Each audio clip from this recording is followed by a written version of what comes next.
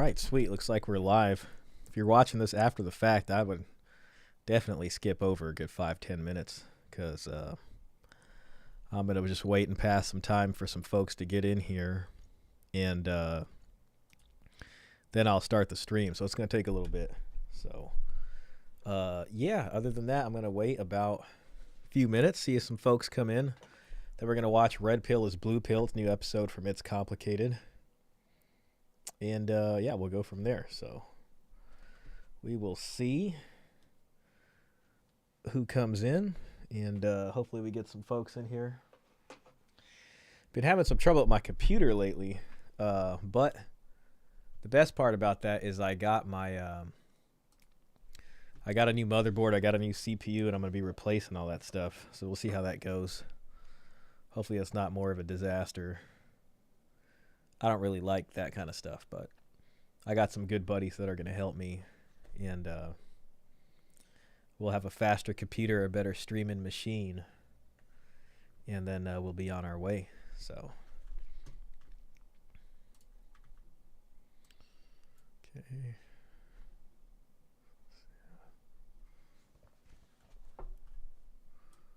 Oh, I forgot to move it to the chat. Marcus Gray, excited for this one. Hit the like button. Thank you so much, sir. I don't know if my chat thing is working. Hopefully it is. Awesome, man. I got to get some new sound effects. I'm starting to be embarrassed because I keep giving everybody this. Probably going to hear that like 20 more times throughout this episode. Marcus, I appreciate you being here. Yeah, we're going to watch this episode. I took a peek at it a little bit earlier. Well, not earlier today, but when it came out. And it's called Redpill is Bluepill. So that's definitely going to be something that's complicated, right? So this is from It's Complicated channel. And we're going to see what this episode discusses. And I think it's going to make for some great chats. I got another Reddit thread we might be able to look at. I wanted to do a second video after this one, but I don't think we're going to have time, so I just kept it to one video. So I'll just give it a few more minutes, see if anybody comes in. Hey, Elena, good to see you in here. Here comes the other DJ. I'm going to have to find something better. Hi, Shah and everyone. Thank you for coming in. Hey, I watched episode 1 of that Russian show that you sent me about the woman without the dowry, and I enjoyed it. That was good TV.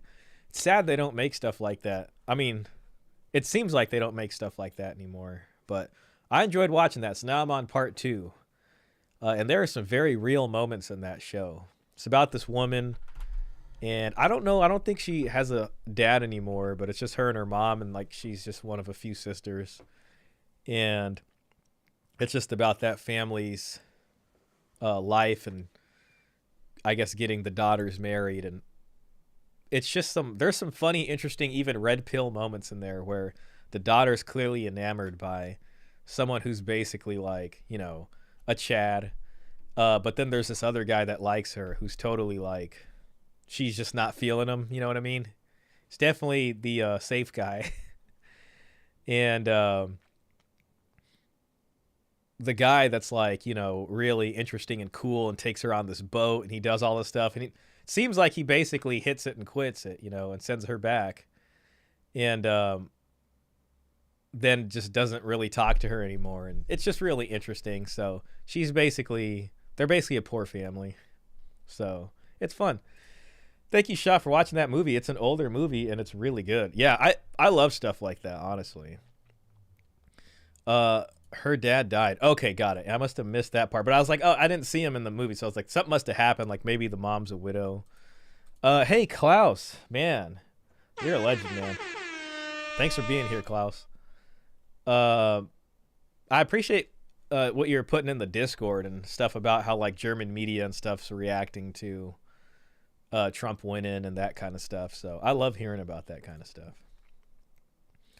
You can definitely see the intersectional dynamics there. Yep, Chad played her. Yeah, she got played pretty bad. So I'm really interested to see what happens in part 2, actually, because the guy comes back and now she's engaged to the guy that she never really liked before, and it's pretty interesting. Another thing I've been doing is looking up all the times dowry was mentioned in like the brothers Karamazov and Anna Karenina. And I've read, Brothers Karamazov before, and I remember it was a factor in there. That's one of the things that got me interested in the dowry. What are we, about 4 minutes? We're not even 5 minutes in, and I brought up the dowry a few times now.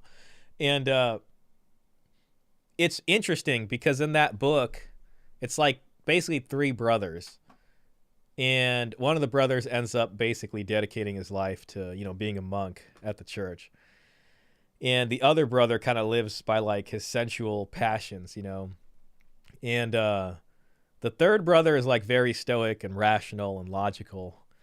But the one who's like sensual or whatever, throughout the course of the book, there's basically a woman he's betrothed to who offers him a pretty big dowry, to help him out in his financial situation because he's not doing well. So it like makes a lot of rational sense, but he doesn't like her that much. And then there's this other woman who's actually his like dad's mistress. It's an interesting book. And that woman has nothing to offer, but he's like in love with her, and she's totally manipulating him and using him. And, a lot of bad things end up happening. But it's a really good book, and I like that kind of stuff because it's like a period piece, and then people kind of discuss. It's a little window into what the expectations were and how things like dowry played a role back then. But, after like 700 pages or whatever, there's this whole court trial scene, and, the dowry discussion comes up in that, and it's like a big deal. It's a really good book. See, we'll give it a couple more minutes here before we get started just to make sure. I think Mr. Pitt will probably come in here. Mr. Pitt left a comment even before it started. Ready for another stream. Smash the like button. Yeah, I gotta remember to tell people to hit the like button, but that's all right, So yeah, I'll give it a few more minutes, see if Mr. Pitt comes in. If not, it's all good. And then we'll go ahead and start the stream with Redpill is Bluepill. I think this one's going to be interesting. The comments down here already look very interesting. It seems to be a bit controversial. Some people agreeing, some people disagreeing. And then I got a Reddit thread we'll go over. I don't know if we'll do this in any particular order, but the Reddit thread is from 10 months ago. Have Tradcons taken over the Red Pill? Which is an interesting discussion. I think this is under Purple Pill debate. So that's where Blue Pillars and Red Pillars and every other pillar goes into to have a discussion. And I think this is interesting off the heels of the Trump win. The manosphere is high on life right now. You know what I mean? And there's a lot of people who are just like, Trump won, masculinity is returning, everything's going to be amazing. I kind of sit in the camp of time will tell. Trump did put out a pretty good statement about the digital Bill of Rights, which I thought was really good. And I hope he really follows through on that. And he was talking about basically controlling corporations from censoring people and having like a digital Bill of Rights for free speech on social media. So all that stuff sounded good. But yeah, there's been a lot of talk in the manosphere. A lot of people are happy. And I'm going into this with the positive mindset. I hope he does positive things for men. In 4 years, we will see what happened and if anything changed. For the better, especially as far as men's rights issues goes.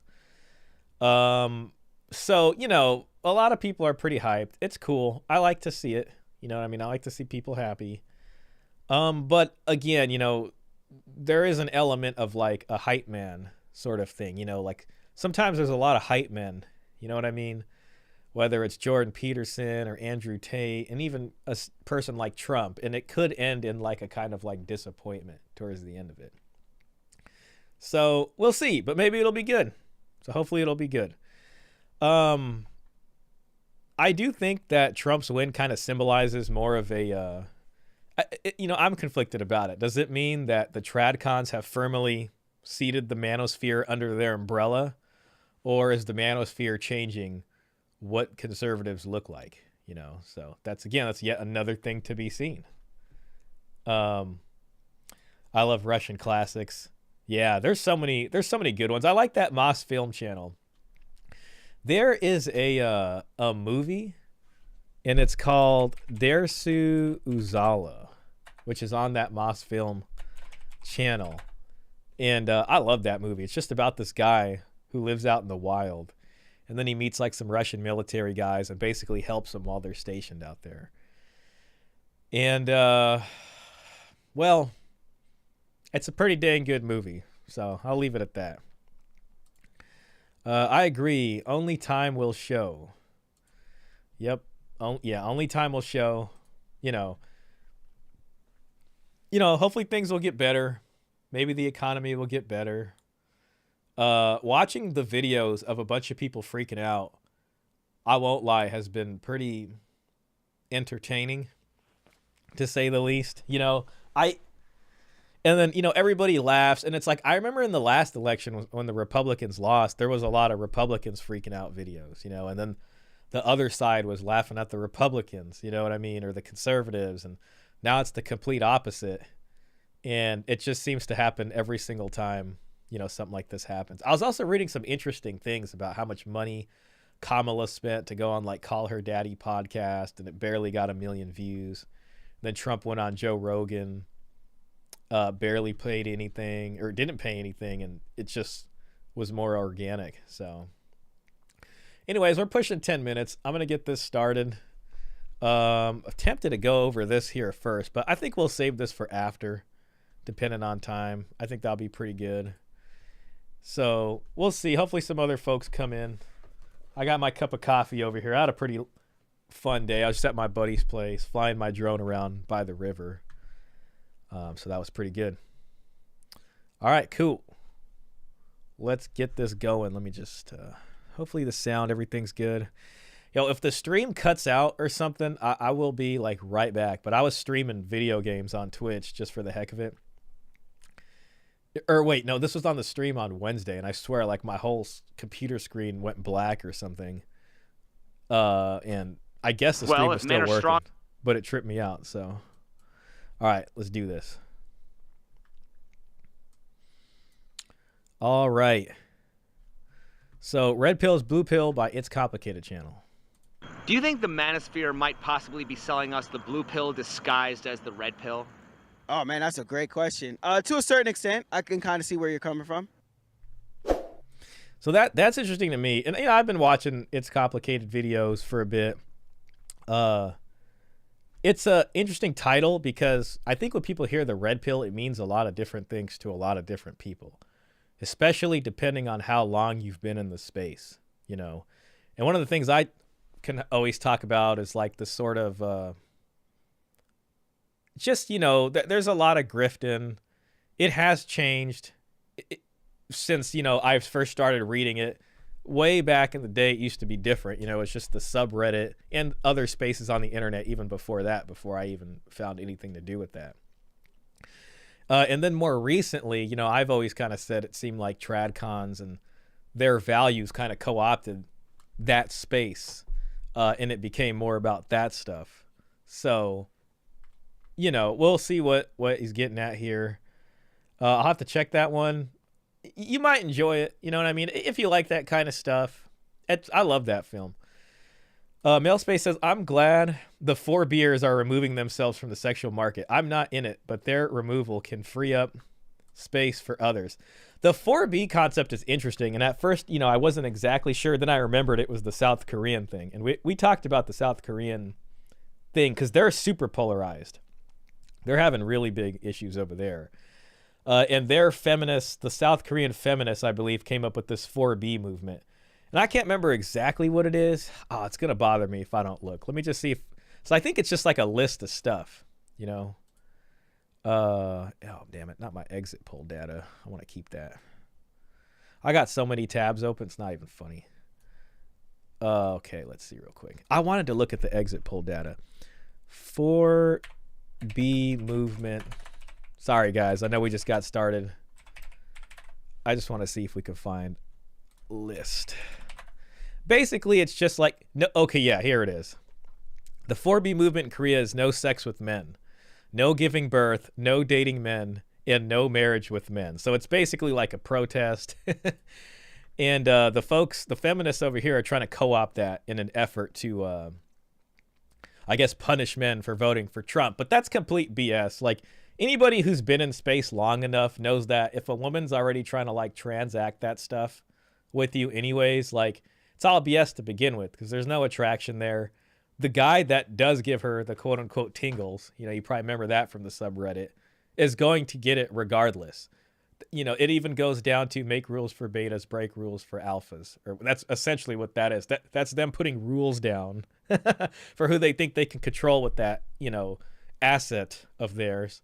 But they will break rules for, you know, the right guy, which is sure to happen. So that whole 4B thing is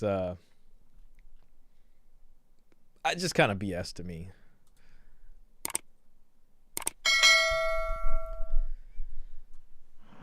What are your thoughts on the current state of the red pill? Why is red pill dying? I feel like a lot of the reasons is the people that promote red pill have a lot of controversy attached to them. People's content's getting demonetized on YouTube, and a lot of the ladies and Democratic Party don't like the content. How is red pill? The red pill dying question is like this is a throwback to, well, I think more than a few people said red pill is dying, you know. And Sneako was one of them. You know, I don't know if you remember, Sneako was the one. I think it was him who kind of started that. And I think that was after the whole Rolo vasectomy thing and his conversation on Fresh and Fit with like him and Destiny. And then they like debated with Rolo, and it didn't really go too well for Rolo at the time. And later on, Sneako said red pill is dying, basically. And at that moment led to this implosion of the manosphere at that time. The stock value dropped pretty low. And then that's when people started calling it the Mano Swamp, even like other creators that were in the space, and they were trying to distance themselves from like the worst parts of it. And it was kind of around the time when like Tradcon values started entering, because that clash with like, why would you get a vasectomy, you know, and it's all degeneracy and stuff kind of really first started around then. So the manosphere became the Mano Swamp, and there was this devaluing of like the red pill space. And that's from what I remember. But now, you know, like Bitcoin, I think red pill and the manosphere guys got a huge boost from this Trump win, and they really feel like they contributed to it. You know what I mean? Now, whether the manosphere means Joe Rogan's podcast and, you know, stuff like that, or if it means the smaller content creators, I'm not exactly sure. I guess it could be everybody, and I'm sure, you know, I'm sure there was a contribution to that. Question is will Trump really come back around and help men? Oh man, I'm not seeing Klaus's comment on this little thing to make it bigger. But Klaus says no free drinks and meals. That's going to be hard for some. Yeah, they'll come back. They'll come back. Oh man, yeah, it's not coming. Male Space says much of the RP space is made up of middle-aged madmen pushing, contributing to GDP, collecting adult toys, and cleaning up Chad's leftovers. It's also a big schadenfreude market. Yeah, I think that's a good word for it. It's just kind of, it's almost, there's a masturbatory aspect in the sense of like, oh, well, we want to watch. I used to call it a collective red pill rage. So, you know, the red pill stuff, the manosphere stuff used to be on a smaller niche of the internet. And then shows like Fresh and Fit and these bigger sort of podcast shows, panel shows where they'd bring in these ladies and whatever podcast made this stuff go mainstream. You know what I mean? Or at least be recognized by the mainstream. And a lot of that content involved kind of just exposing, you know, stuff women were doing or dumping on the women. And a lot of guys like that because a lot of new people were introduced to red pill content and they were going through their red pill rage phase. But then eventually, you know, the rage phase went away. And I think the kind of content people want to consume changes. And that was around the time Sneako was saying the red pill's dying. Because he's like, how many times can you say that? Let me see. Let's see. Yeah, there's a clip of Sneako saying this that I have. Sneako says, yeah, let me just pull that up. I sent it to myself. Sorry, I always have a bad habit of showing my email on stream. And I'm just like, did I show my email on stream? Okay, let me just put this here. Melspace says, dang it. My little banner, it looks like we're not going to have banners coming up on stream, guys. I'm sorry. It's just not connecting. You know what? I'll try it again. Start. I really want to be able to bring up your comment on the stream. And if I can't do that, it's going to annoy the hell out of me. You can just give me 2 seconds so I can reload this thing. Paste control. Nope, that did not work.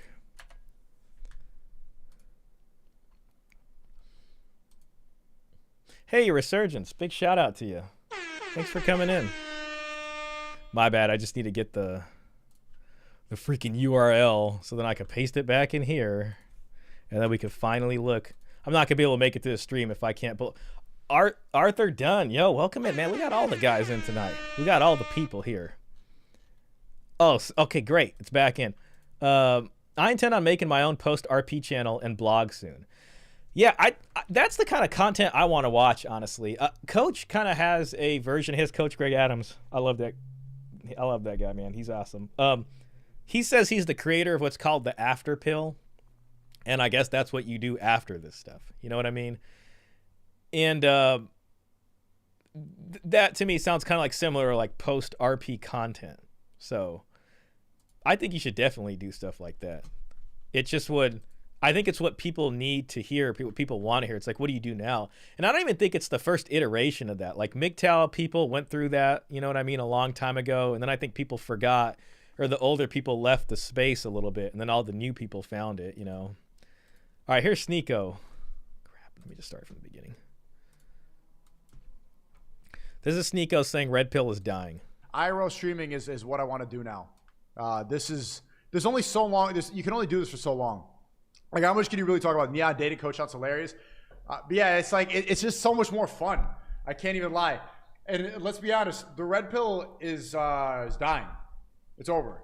It's over because, like, there was a lot of hype around this, like, oh, the Matrix, bro, how do we make it out? And then, like, there's this excitement, there's hype. Like that Matrix stuff is Andrew Tate saying. Around it. And I got in at the right time, hit the wave at the right time. You know, I was Red Pill raging when the Red Pill was blowing up, so it was perfect. You know, screaming at a camera, "Wake up!" See, that was the collective rage phase, and when it was going mainstream, Sneako jumped on that, and I don't know if he did it like consciously or like with an intention of like this will get views. You know, he was, I think, early to mid 20s. It would have fit perfectly for his demographic. Wake up! And then now, like, okay, you know, live life now. Can't be screaming at a camera about Satan every single day. We are gonna. So it's like, you know, he says it right there. It's like once the rage phase is done, how many times can they say the same thing, right? And that's kind of what happened to Fresh and Fit, and then those guys pivoted to politics, and you know, it's just different now over there. Oh man. Sorry guys. Some of the chats are popping up, some aren't, but the Resurgence says, I've been saying for over a year that the collective RP rage phase was transitory and would come to an end.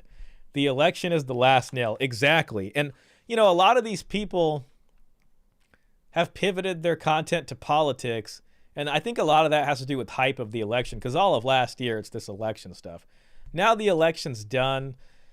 You know, it'll be interesting to see kind of where things go, and what people talk about or what people focus on. So, you know, we'll see. But anyways, yeah, that's the Red Pill dying. Hey, Mel Space, I'll check that book. I heard of it before. Oh, that's Sexual Utopia. I remember you putting that in the chat before. Gone mainstream, yet nothing's improved. The content.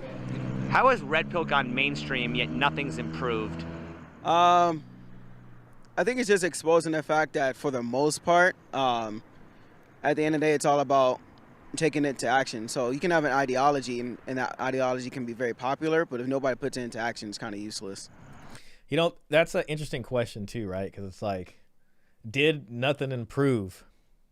Well, funny thing is so much of like the current Red Pill is about self-improvement and not about collective improvement, which I think men's rights people that are more focused on men's rights is about the collective improvement of men, and then ideally of society as a whole if men are no longer disenfranchised, especially when it comes to family court. in those kinds of situations. But even with all the self-improvement talk, you know, and hey, self-improvement, fine. Nobody's going to say that's bad.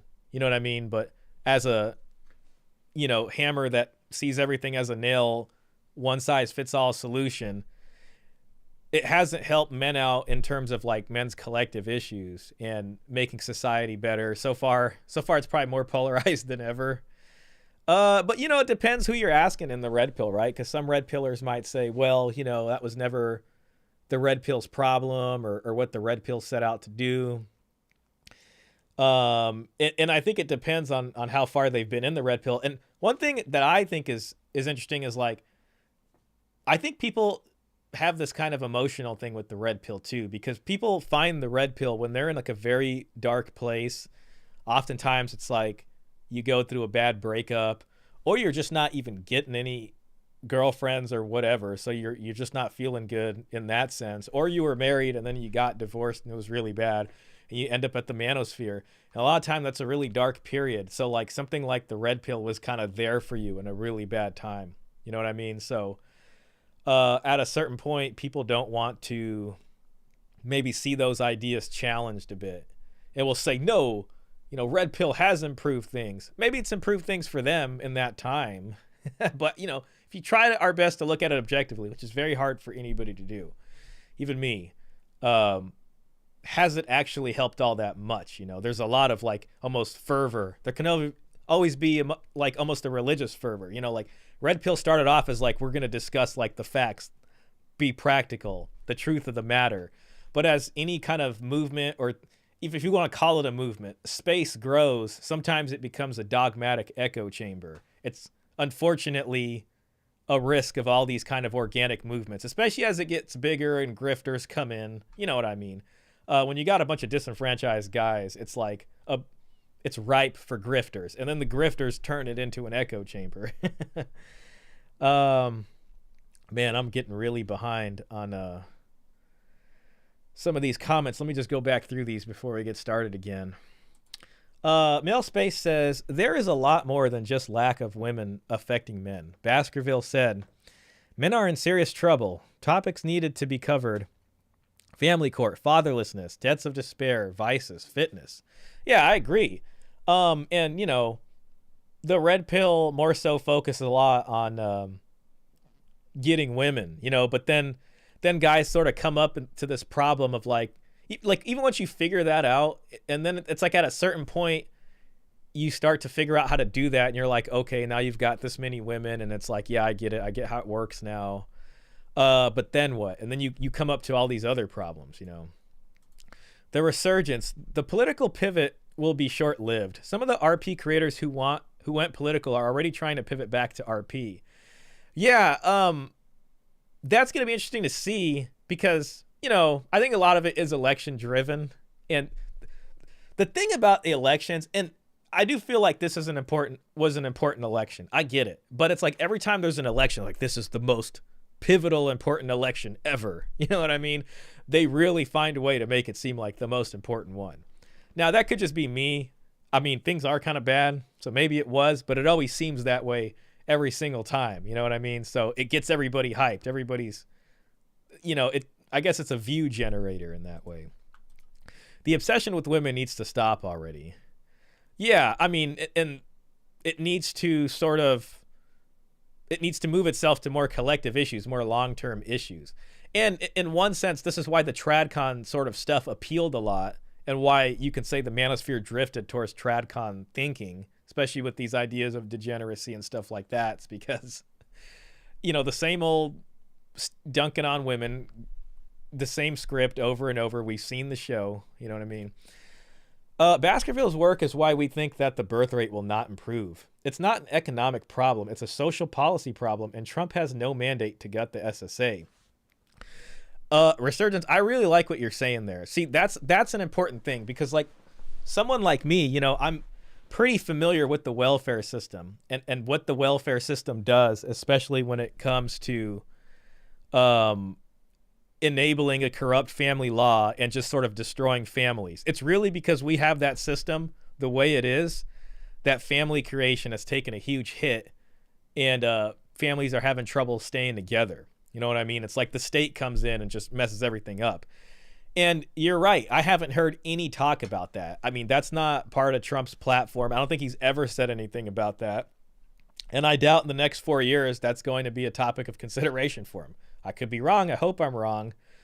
And if that's not taken care of, then, you know, I think after 4 years, we're kind of going to be in the same place that we are, you know, and seeing people so hyped up about Trump, it's almost like some people believe like, yeah, we're returning back to, you know, this amazing golden age of traditionalism. And it's like, I don't know if that's true. It's just maybe stopping the train a little bit on some of the very liberal things that we've seen recently. Obsession with the self needs to stop too. Yeah. And I agree with that. You know, and unfortunately it's right there in self-improvement. And a lot of the red pill stuff has focused on just self-improvement.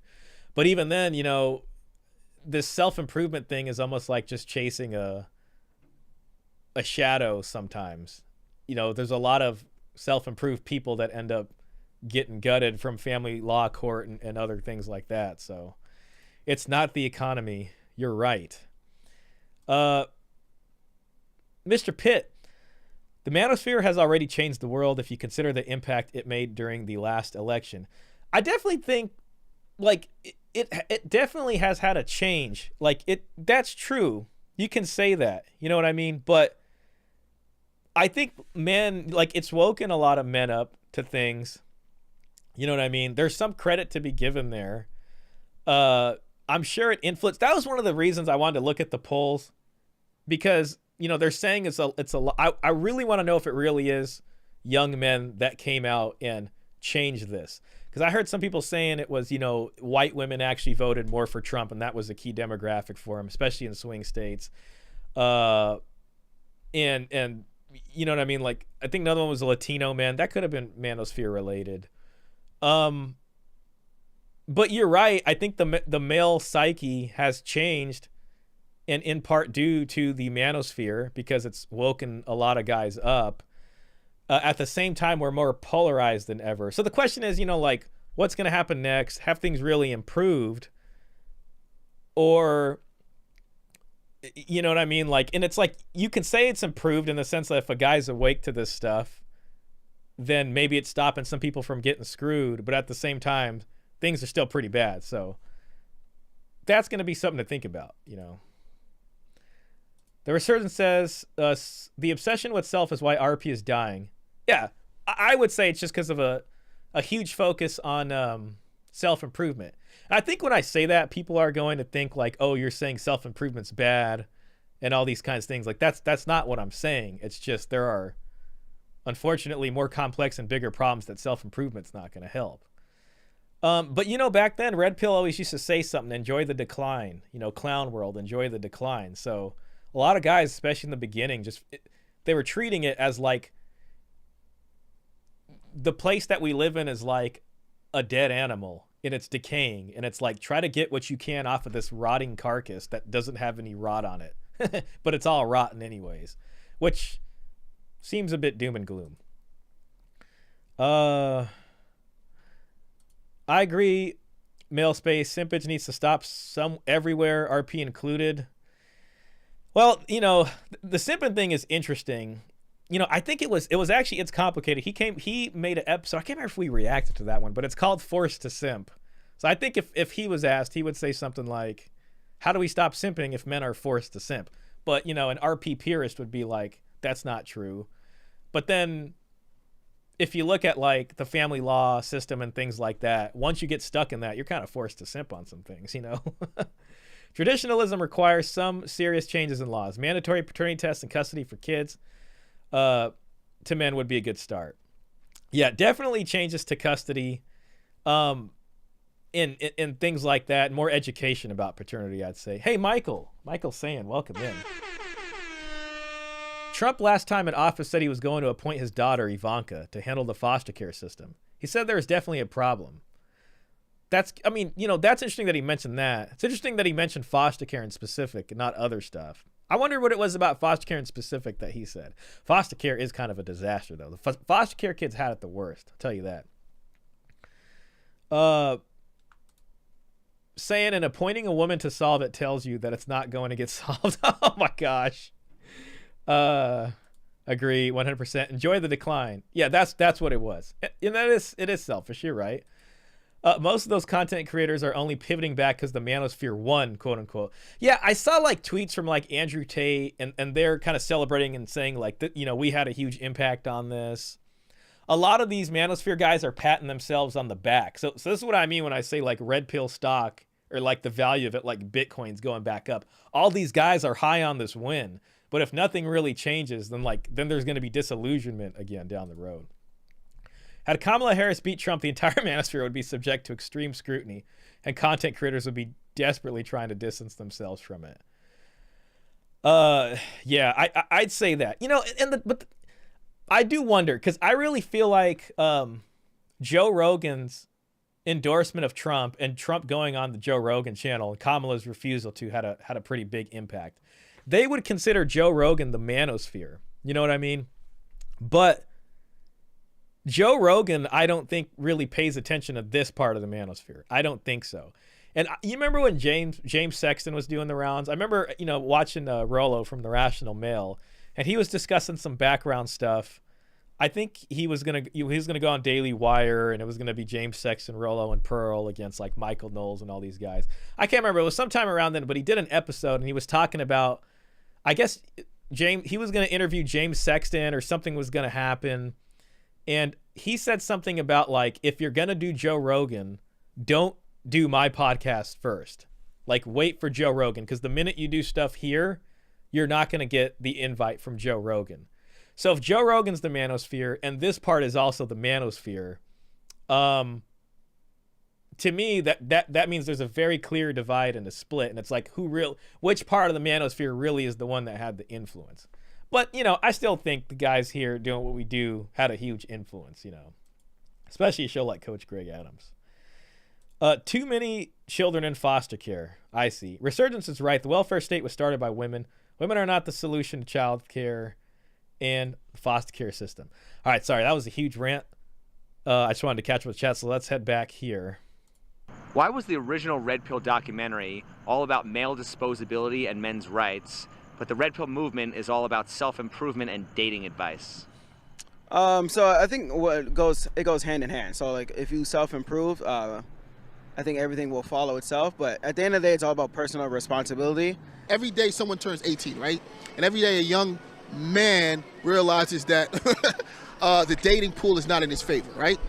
So there were content creators who used to get those guys to buy services like coaching and things of that nature. If Red Pill... You know, and a lot of, at least the Red Pill space that I was more familiar with, which is the subreddit, which was intersexual dynamics, kind of grew out of pickup artistry stuff. And, you know, there's still a separate strain of like the MGTOW guys, because the MGTOW guys were all around at that time too. And they were like older guys who had dealt with divorce. And I think they were more men's rights centered, you know. But then there was, you know, younger guys also trying to just figure out, how do I even get a girlfriend, let alone be married and get screwed over by the family court? They probably weren't even thinking about that. And then there was this kind of like joining of these two together almost. I might even, you know, might not be describing the true history of that correctly. And then, you know, everybody started kind of comparing notes, but I think some parts of the Red Pill was coming out of MGTOW and the men's rights, and then some parts was coming out of, you know, like the pickup artist guys. And then pickup artistry proper changed into studying intersexual dynamics. Because Red Pill at that time isn't really pickup artistry. And I'm not saying pickup artists are bad. One of my favorite actual, like, legit pickup artists is Matt Cross. And he has a channel called The 33 Secrets. And I literally watch his video, because he posts a video every day at 12. And when I'm driving home at 3:30, I always put on his videos and listen. And so, you know, pickup artists, there's stuff to learn, but it was just different back then. And then it became like, you know, a Red Pill thing. And we're going to read a little bit about this in that Reddit thread that I'm going to share with you guys later. Advocates for men, why doesn't it fight for men's rights? Because that's not what they care about. Why is Red Pill more about coping with the symptoms of men's oppression rather than fighting the actual oppression in the first place? Same thing. It's not what they care about. They care more about male superiority than they do about like equal rights and stuff like that. You know, I'd hate to say like when he says like they care more about male superiority, I don't think that's true, at least not from what I remember like reading in the Red Pill. It was really just about like how do you cultivate attraction, you know what I mean? But then you think about like the more recent sort of bigger shows of the Red Pill, and there was a lot of rhetoric like that. So I can see how someone like that who might be a passerby to the space looks at it and says, yeah, they care about male superiority. But, you know, when I think of Red Pill, I don't really think that they did. It was more just about what works to make women attracted to you and what works to make them less attracted to you. But then as it became, you know, more popular, and Tradcon stuff started coming in the space, then you started having these conversations about male superiority and things like that, because now you're looking at stuff from before. So it's just interesting because I hear that and I'm just like, man, what the heck? But to answer his question, it's like when he says they don't care about that, they don't care about that because what they care about is self-improvement, right? They just care about themselves and getting laid or whatever, at least back at those times. There's some truth in that. In hindsight, there were quite a few PUAs that were low-key cringe. Oh, yeah, if you look at that stuff now, like, it does look really cringe. I think, who's the guy that comes to my mind, like, if you look at someone like, I think it's called, like, the mystery method, and if you look at, like, a picture of him, hey, back then, maybe it was working, you know what I mean? But nowadays, you're just like, what the hell? But at the same time, it's because the market, if you want to call it that, really has changed between his time and what we're doing now. Like pickup is different from like the Red Pill game stuff, right? Because I feel like it's the reason pickup moved to self-improvement is probably why we would say it's cringe. Because back then, like even thinking of like Ross Jeffries, and he had this thing like called NLP, which was like neuro-linguistic, I can't even remember, programming, whatever it was. But he had this like all these tips for when you're speaking to somebody and whatever. Like that's how he uses his pickup, you know what I mean? And pickup artistry was about like that kind of stuff, you know what I mean? But then it was just like, okay, pickup, whatever, self-improvement, you know, maybe even like looks maxing and these kinds of things, which is kind of different from the pickup back then. I feel like pickup back then, like you could almost look any way you want, you know, but you had to just be different and interesting and get their attention and all these things. So from the outside perspective, it may look like that. Yeah, I agree with that. And I think especially when you have like some of these bigger creators that will then say some very controversial things to get attention because it gets views. If that's all they're familiar with are those clips, they're going to be like, yeah, these guys just want to, I don't know, put women back in the kitchen, or it's a male supremacy movement. You know what I mean? And it completely misses all the other stuff it's ever talked about, you know? Which is kind of why I go with the hijacking theory. A male space, we should also abolish, oh man. There's another large comment here, but I'm not able to pick it up. A male space says, see, all this crap is weighed on the individual man. No individual man can correct the sexual market. Laws need to change, enforce monogamy. What RP cares about is dating and sex. Yeah, no individual guy can do that. And then that's why it all falls apart, or a lot of people just end up disillusioned anyways, because it's like once you've improved enough, or once you've learned enough game, and once you've gotten laid enough and been with enough women, at a certain point it's like that just becomes like a new normal, and you're just like, all right, what do I do next? And a lot of these young guys have now compared notes with the older guys who told them what happened to them in family court, so they now figure out how to get chicks. And then they're sleeping with them, they're gaming them, they're whatever. But then they don't want to take the next step of marriage because they've seen what happened to the older guys in the space. You know what I mean? And then so now they're just like, all right, well, what next? And then you get passport bros and, you know, people trying to figure out these other methods and stuff like that. See, all this crap is weighed on the individual man. No, oh, crap, that wasn't beautiful. We should also abolish the BS construct of relationships. Well, I mean, I would say in the sense like, I think I know what you mean. You mean like relationships prior to marriage. I think that's undergoing some change already, just because that's kind of imploded on itself in the sense of like, since people don't want to get married anymore, the idea of relationships doesn't have much to stand on because the end goal that relationships were supposed to be leading to, which is marriage, isn't happening. So that's how you end up with things like situationships or polyamory, which is a lot more common. It seems that way, that stuff's becoming a lot more common. And that's really because the sort of relationship track has been hurt from, people not wanting to tie the knot and get married. And you can say the manosphere for sure has had a impact on that, definitely. So that is change right there. Money, muscles, game. Yep. Michael Sand says, as a Christian, looks like he hasn't finished his comment. We'll get back. Sexton and his marriage is outdated technology, which basically would result in matriarchy with criminal bastards running roughshod over society. See any slum in the USA. There is a conflict between, can we go back to what worked back then and bring that stuff back in now? You know what I mean? And I can understand that sentiment. And then there's Sexton on this side who says marriage is an outdated technology. And I am in the camp of like, so many things have changed. I mean, just, having this right here and birth control and these other things has unfortunately caused things like marriage to be a lot harder. You know what I mean? So from his perspective, he's going to say it's outdated and it just doesn't work, at least the state contract. I'd say the state contract definitely needs a massive update in that sense. We are looking to establish patriarchy, reestablish coverture law, and repeal the 19th. That's moving back to traditionalism, which, listen, if that's possible, then, I don't want to say that it's impossible. Well, here's the thing. I don't want to say impossible because anything can change. Things can change. But the way that the economy works, in the sense of like, what people do for jobs, the way people sustain themselves, I mean, you would have to repeal the 19th.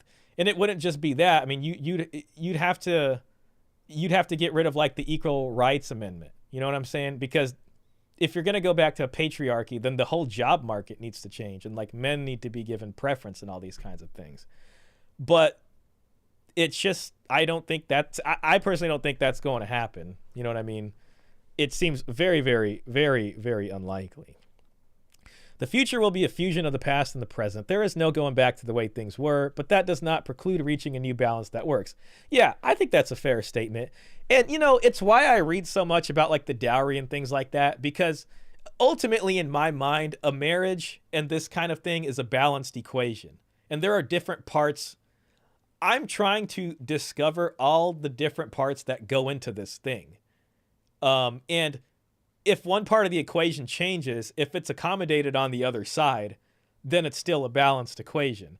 I think the problem now is we don't remember all the ingredients that actually go in to make this stuff work in the first place. So it's like, if I can rediscover those, and then I can see what the situation is now, I can see what pieces need to be where to hopefully balance the equation. The relationship construct takes no one out of the market, leaving women in a constant dating limbo, and many men with no one. By the way, throughout my teens in the 90s, BF meant nothing in many cases. Like boyfriend GF, I would feel like in the 90s, that was probably like when boyfriend and girlfriend would have been like the, I don't know, at its peak as far as like that relationship dynamic. Michael, yes, see the works of Dr. Daniel Amnous. This is shot precisely. So we'll head back in here. Because people who are red pill aren't in it for the right reasons. I think it was going in the right direction for a second. Kevin Samuels passed, and all of a sudden, I think a lot of overnighters came and kind of stirred it in a different direction. I honestly think the red pill movement has kind of lost its way. Initially, it had good intentions. As of right now, it's spearheaded by a bunch of idiots, a bunch of loudmouths, a bunch of grifters, and a bunch of people that don't really give a shit about, what men's rights or what guys should really be doing. How is past the loudmouth and the grift and stuff is really what did hurt that space. You know what I mean? It reached a critical mass and it gave people a lot of ammo to paint the place as really bad. you know, again, I mean, they're definitely piggybacking now off this Trump victory to bring the hype up, which is good. I hope it leads to another iteration that is the new kind of content that works. You know what I mean? Sport bros and self-improvement, not just a form of coping with men having a harder life. It's just a solution, not necessarily a solution, but a way to make things slightly easier. It is coping. It's 100% coping, and not only is it coping, it's unrealistic because majority of American men will not be able to travel abroad. That's a good point. I was just thinking that too. You know, cope is a tough word. I mean, I think he's definitely got an argument for that. I think a lot of people just see an opportunity like, okay, well, I can go here now to a place that hasn't really, I don't know, caught up or become what we are now. So if I go there now, I can squeeze like another 20 years of juice out of this place, you know, before they catch up. And I think it is unsustainable because it's like, can everybody just leave here and then become a passport bro? No. You know what I mean? So, you know, not many people can do that. Then there's a whole host of, I guess, other challenges you're going to have if you're going to do that. But personally, I think the passport bro stuff, eventually a lot of those people in those areas, depending on economy and stuff, will probably catch up to a lot of the stuff we have here now. And I think about like my trip to Turkey and even Egypt. Turkey more so, but if you ever traveled somewhere and you don't speak the language, it puts me in this mind space where it's like I'm looking at humans almost on like this animal beast level. So it's like I see them talking to each other, but my mind can't like, you know, juice in and to see what they're talking about. I can't like live in it because I don't understand the words. So I'm just seeing like humans with noises coming out of their mouths and things like that. And that first happened to me when I went to Sweden back in like 2009. And I remember thinking that. And it's always an interesting thing because I think it puts me in this sort of contemplative state about human nature. But when I was in Egypt and when I was in Turkey, the kind of same thing happened to me. And there was a lucid moment where I just kept seeing people just like on their phones. You know what I mean? And like 1, 2, 3, 4, just sitting and watching like TikToks and Arabic TikToks or Turkish language TikToks. And it's like, just this weird thing where it's like the human animal has changed because of this. And like, I don't know. I just had this moment and it's like, yeah, it's different now. Like they're different over there too. And because of that, they're more likely to move in the direction of what we are now. We kind of spearheaded it here. So it's like, you can become a passport bro, but it's like, I feel like it's only a matter of time. Like if they got hot water in the shower over there, it's moving this way. You know, I was on the dating apps out there and I saw so many profiles that were very similar to the profiles I see out here, even like down to the bios saying the same type of stuff. So it's like, well, you know, any place with these technologies is just maybe a few years behind. You know what I mean? So true, Shah. Women could put money they make into their dowry to balance it out. Yeah. And I mean, more so now than ever, they should be expected to bring something.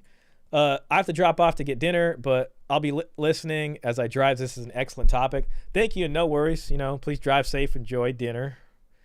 I think inviting so many promiscuous, entitled, delusional women into the RP was a mistake. Well, there's definitely a case to be said that they've platformed many of them. Quote, civilization needs to be the man's world because the woman's world is the ghetto. Dr. Daniel Amneus. Amneus. I want to say it like Zeus. But then part of me wants to say Amneus. When you don't speak the language, you pay attention to their behavior and body language. Yeah, it's like your left hemisphere of your brain just can't patch in and hear what they're saying. But the right hemisphere of the brain is like looking for context clues. And it's like you're just connecting on this like almost animal level of like symbols and metaphor and just trying to use hand gestures and things like that. It's actually a pretty charming part of traveling. Loudmouths, RP Madman, Sartain, Rollo Cooper, Anthony Johnson, Casey Zander. Those last, I remember hearing Anthony Johnson. I can't remember if he was he was like the president of something and 21 convention or something. I don't remember what it was. I think that was him. Casey Zander, Sartain and Rollo. Fresh and Fit. But yeah, usual suspects. I'd say Fresh and Fit more so is like the more mainstream guy, Someone like Rollo would say like the Fresh and Fit, is have their own sort of set of prescriptions built on top of what Rollo would call this pure intersexual dynamic Chilton manual of descriptive stuff. You know what I mean? I kind of sit back and think, well, they'll say Red Pill is a praxeology. You know what I mean? Which means it just gives information. It doesn't tell you how to feel about them. You take the information and decide what you want to do. I would say, however, that context, presenting information within a context at a specific time almost kind of challenges that a bit, because someone might be here, then you might say, here's a piece of information. Now, I'm not telling you what to do about it, but it's like heavily suggestive of like what to do about it. And, Red Pill back then was all about spinning plates. And there's just this thing, like Rollo would probably say you can choose to do monogamy. He's been married for 20 years. But then at the same time, it's like there's one-itis and there's spinning plates and there's abundance mentality. But then, some might say, well, you don't actually have to be sleeping with them to do that. Apply dread, competition anxiety, just flirt with the waitress a little bit. Don't take it too far. So, it's kind of up to you to decide how you feel about that. I would say the praxeology thing is a little bit of a shield. You know what I mean? So, but again, there's lots to think about there. Michael's saying, I was in the Marine Corps. A lot of soldiers married traditional girls from the Philippines and Japan, but as soon as the women came to America, they became immediately feminized and corrupt. Oh, man. Yeah, I could tell you about that. What's crazy is the way, like, the sponsorship law works. Hey, Shadrach, welcome in. Big shout out to you, man. Glad to see you in here. Okay, so you'd have a guy that married, like, someone from the Philippines, and, like, they would bring in basically a single mom from the Philippines, you know what I mean? And they'd get married. And this guy would like sponsor her to come in with their kids, you know what I mean? And they'd be living here. But then when they got divorced, child support had this problem of like, well, okay, so now this Filipino lady lives here with her kids and they're divorced, and who's going to pay child support for these kids? You know what I mean? Because we got to go after somebody. Well, the guy would say, well, these kids' dads is there in the Philippines. Feel free to go after them, the Philippines. And of course, child support's not able to do that.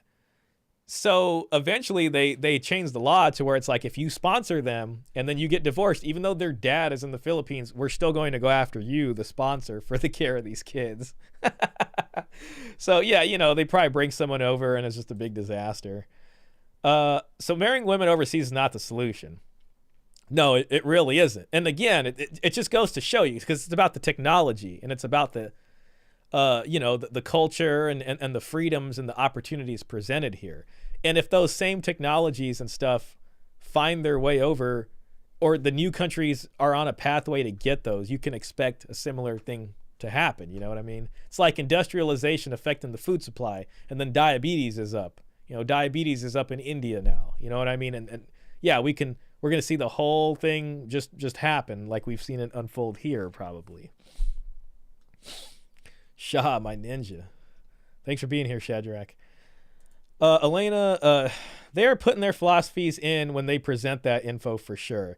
Yeah, you know what I mean? It's just like, hey, I know you're in this situation, but there is a loaded gun here in the safe. I'm not telling you what to do with that. I'm just saying there's one in the safe, and the safe code is this. You know what I mean? I don't know. Never, it's a real Chekhov's gun situation. Never bring them home to America. No. It's definitely risky. Women get used to the good Western life and sisterhood support very quickly. Yeah, again, unfortunately, both parties need to be invested in a commitment. And the investment they put down represents their, dedication to the commitment. So an investment needs to be made. That's sick. Whoever pays is the father, whether biological or not, doesn't matter. Yeah, I mean, it doesn't matter. They just need somebody to be able to do that. So I've seen that happen. To meet women. So it is coping. If all women were the same because of their female nature, why would Red Pill advocate for passport bros? That's a great point. That's a great point. Hey, remember the tough part is too is like I think when people hear red pill, they hear different things depending on when you went in. But red pill here is kind of being used as an umbrella term, I think, for the most popular stuff being spouted around the manosphere. That's kind of how I hear it, right? I think you hit it on the nail. I don't think you can. I don't think you do both. Contradiction. So then how can it be female nature and not female nurture? It's 100% female nurture, I believe.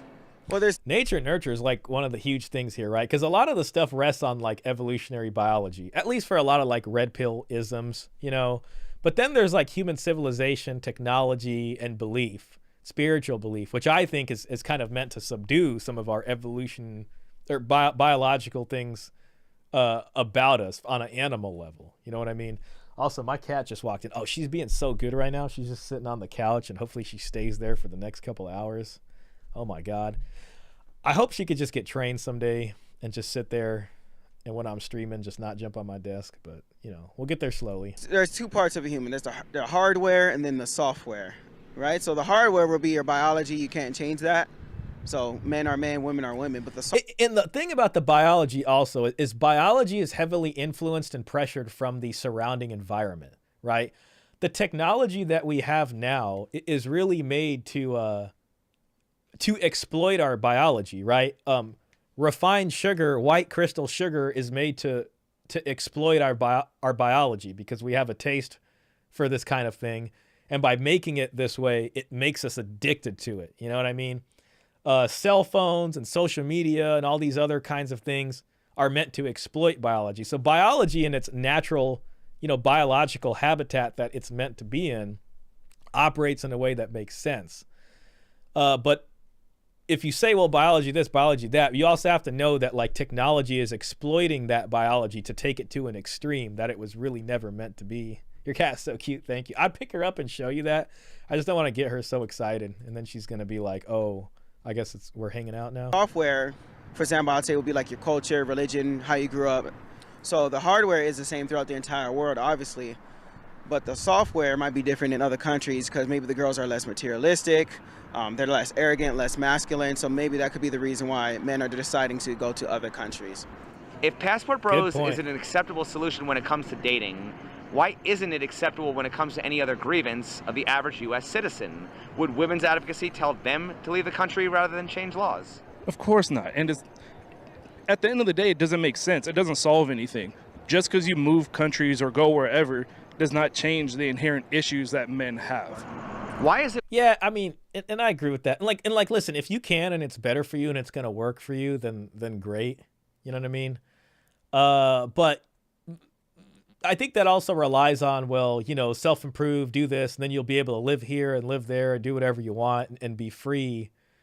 But it's only going to be for like, I think a small amount of people again, and not like the average normal person living here, Right, Elena. The women's suffrage movement was started by rebellious wives. Women have group mentality. If they see women rebelling against their husbands, they are prone to repeat the sin.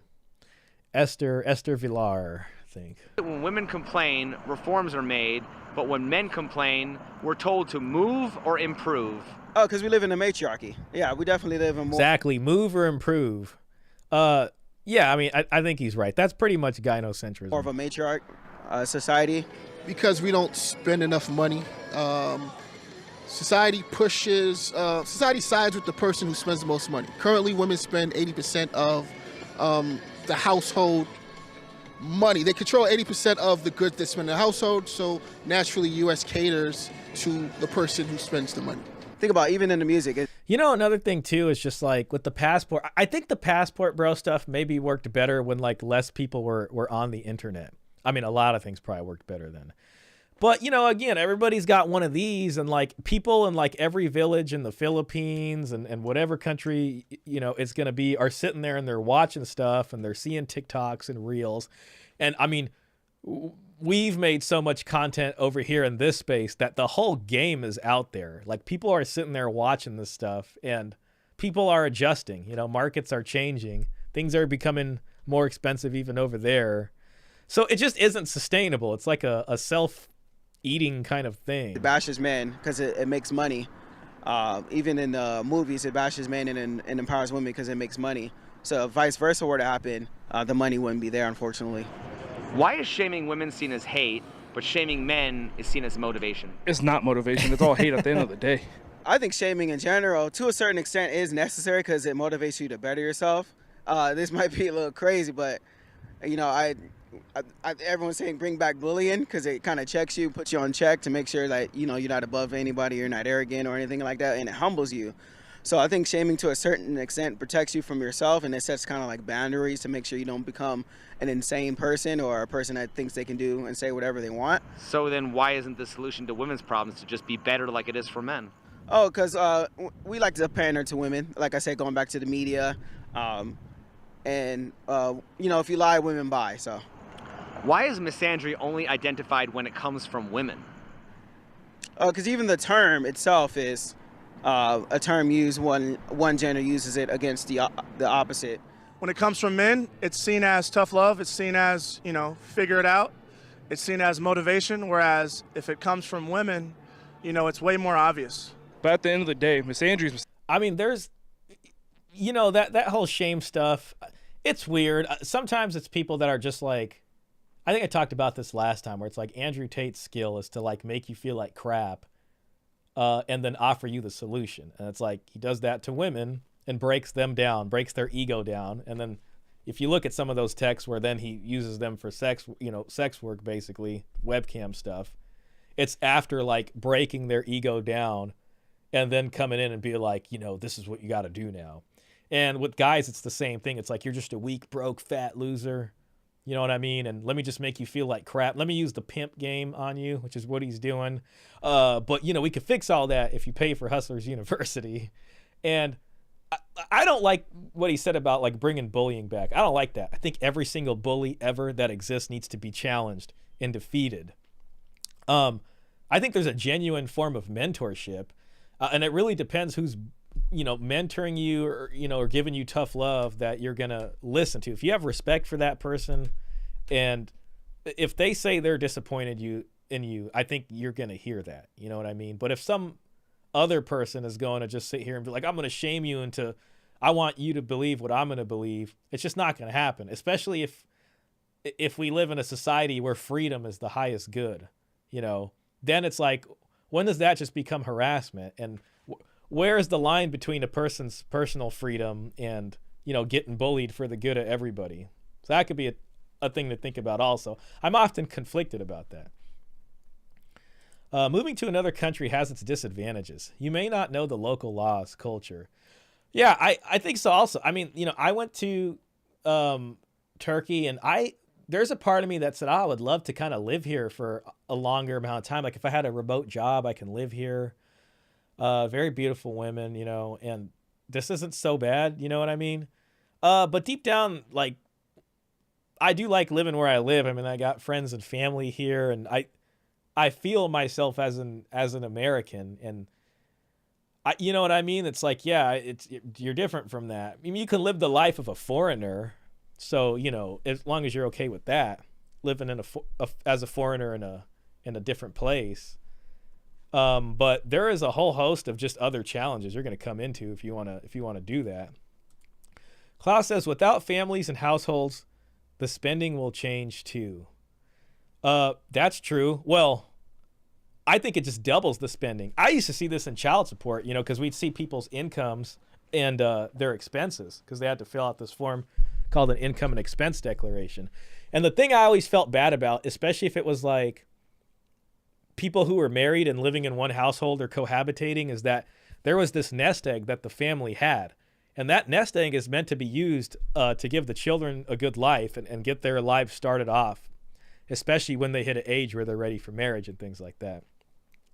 But when the divorce happened, even if you look past the attorneys juicing everybody and taking all their money, it's just now they're in two separate households. You know, dad has a household, mom has a household, and there's two SMUD bills, there's two PG&Es, there's two electric bills, two gas bills, two utility bills. Everything is just doubled up, and that's all money that could have been saved for for the kid, you know what I mean? And it's just going to having to be 2 households, which sucks. So that's ultimately a win for a society that depends on a consumer economy and, you know, selling, right? So that kind of works for them because now the families are opening up their purses to spend more money.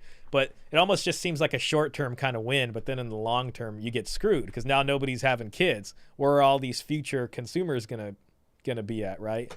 They're trying to solve that with immigration, which a lot of people don't like. You know what I mean?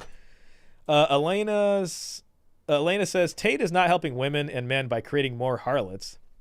These men contribute to degeneracy and promiscuity. Yeah, you know, and I think when people like that do that, then what they do is they come in with this save the world mentality. Well, you know, it's up to strong men to save the world, and we want to save society and bring strong men, and we're fighting degeneracy now. But the whole time it's like, come on, you know, they were scamming men out of money. You know, maybe, you know, maybe, you know what I mean? But it just comes off as like, especially when someone's getting in trouble. Now they're getting in trouble with the law. It's like, no, we were trying to help the whole time. These guys are after us, you know. Bring back overcoming adversity. Bullies. Yeah, I could get with that. You know what I mean? But bullying people. Sandry, hating men is hating men at the end of the day. It doesn't matter who it comes from. If you hate yourself, you hate yourself. Like, why would Myron write a book? I think that's where a lot of this kind of overcompensation comes from, too. It comes from hating yourself, right? So these grifter types will want to bully other guys, and they will say it's a tough love, but it's really coming from a place of self-hate. And it's coming from a place of like, maybe when they were blue-pilled and they developed this huge resentment, you know, because of the situation they're in. And then they end up here in this space, and then, you know, they start making money, and they still kind of maybe have this self-hate in them. And it just becomes this, you know, now we're doing armchair psychology, but it just becomes this thing of like, let me just talk crap to all these other guys and take out my anger on them in the form of like, oh, self-love and we want you to improve. But really, you know, I think the case can be made. It's just coming from a lot of hate. Book called Why Women Deserve Less. It's just like there's an overcompensation, right? Like the whole, you need 20 sports cars and this and that and the private jets. At a certain point, it's just beyond reasonable. You know what I mean? Even if it's, you know, I could see, yeah, it's cool. A little bit of that's cool. I get it. But at a certain point, it just becomes an overcompensation. And it's like, what are you overcompensating for? While sculpting men on how to provide women more. See that question again. Why comes from. If you hate yourself, you hate yourself. Like, why would Myron write a book called Why Women Deserve Less while sculpting men on how to provide women more? Hey, I have that book. Because he hates himself. The book. Oh, shoot. Because he hates himself. Oh, man. Is referring to don't do too much for the wrong woman. That's one thing I can think of. Because the last thing you want to do is be used. For example, it's happened plenty of times in this society is where women will go on a date and a guy that she's not even interested in. So what I get from the title is make sure she proves herself as much as you prove yourself. And it's not a one-way street, then everything can go from there. See, well, and that's the tough part, right? Because it's like, okay, yeah, don't simp. You know what I mean?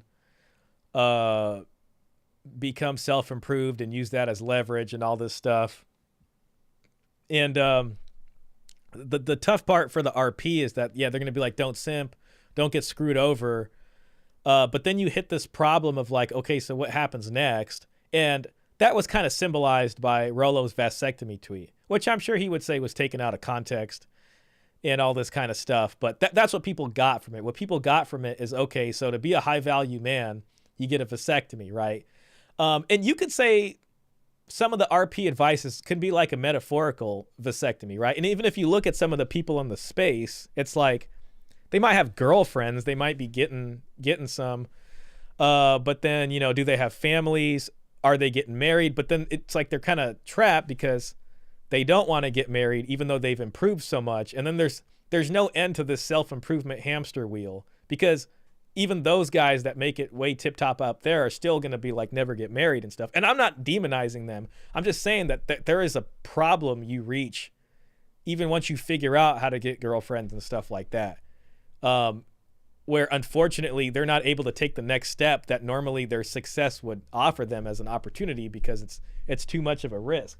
I think in this book in here, he has something called the Tom Brady Gamble or something. Here it is. The Tom Brady Gamble. Briffault's Law. I'm going to read it to you guys. We're going to read the Tom Brady Gamble, which is right here. Oh, sorry, right here. Tom Brady Gamble. It's going to be a page. And we're going to stop this. I'm sorry. Just because I feel like this is kind of relevant. The Tom Brady Gamble. Briffault's Law states the female, not the male, determines all the conditions of the animal family. Now, if you're talking to someone like Peter Wright, who wrote this with Paul Elam, he has things to say about Briffault's Law. And apparently, according to Briffault himself, he only ever meant that for animals and not for humans. So there's something going on there that may not be entirely correct. And this could be a misattribution to evolutionary biology of humans, which was never meant to. And while it is usually cited to explain that women determine if sex occurs, it can apply to other aspects of relationships, for example, happiness. Take the time to sit down and count the number of truly happy couples you know. You'll be able to count them on one hand. But when you divide those 3 or 4 couples by tens of thousands you've known and met, you'll see just how rare it is for a couple to be happy. But the one thing that stands out the most with happy couples, here you can see the book now, is how the woman adores her man. She is always beaming with happiness, looking at him with loving eyes, hitting him in his chest when he makes a stupid jokes, and hinges on his every word, as she's always by his side. Meanwhile, the man always has a knowing smirk confirming it all. This is merely further proof of Briffault's Law, except it is not the woman determining whether sex will occur, but whether or not she will be happy, and by consequence, whether the relationship will be a happy one. As most men will be happy with any sweet, kind woman who stays in shape. This sounds a little like masculine frame. Sadly, this shows how rare it is for women to be happy with the man they got or their relationship. This could be due to the propaganda that they're entitled to a top 5% man. This could be their natural hypergamous nature, always looking for a better man. But it is also the likelihood that women never liked men that much in the first place and were never happy being married to one, either today or in the past. This presents all men with a very important question. Let's say in some mythical world we all become the top 5% of men. We're all millionaires with exotic backgrounds, great physiques, and everything women wanted. But the sad truth is even this may not be enough because it's so statistically rare for women to be happy in relationships. And it's also statistically rare for a man to be a top 5% whatever guy. And so the paradox or risk men face is they put in all this effort to be the best man possible, this is the self-improvement hamster wheel, and then go beyond that to turn themselves into a top 5% man, only to get divorced or have a girl leave him anyway, just like Tom Brady. We all know Tom Brady's the guy who won all these like Super Bowl rings, right? So he's like a top guy, then gets screwed over. And we could think of a lot of people like this. This is the Tom Brady Gamble. There is simply no man on the planet like Tom Brady. He is the winner of 7 Super Bowls, has a net worth estimated at $250 million, incredible looks, incredible physique, enviable charm, and the effer is still playing in the NFL in his mid-40s. There is nothing else this man could do to make himself more attractive, yet Giselle still divorced him because no matter what the reason, she wasn't happy. If Brady had read this book and had Redpill awareness, he would have given Giselle less and she would stay in line. And, you know, giving less I think is kind of vague here because that could mean what? Like not giving her marriage, not leveraging yourself to have kids. I mean, you can give her less, but if men have this natural imperative to maybe want family and these things, eventually there's a leveraging you have to do. And that leads to a situation where a lot of even RP content creators don't get married themselves, right? So it's like, what comes next? And then this is how you got the Sneako and Destiny talking to Rollo thing.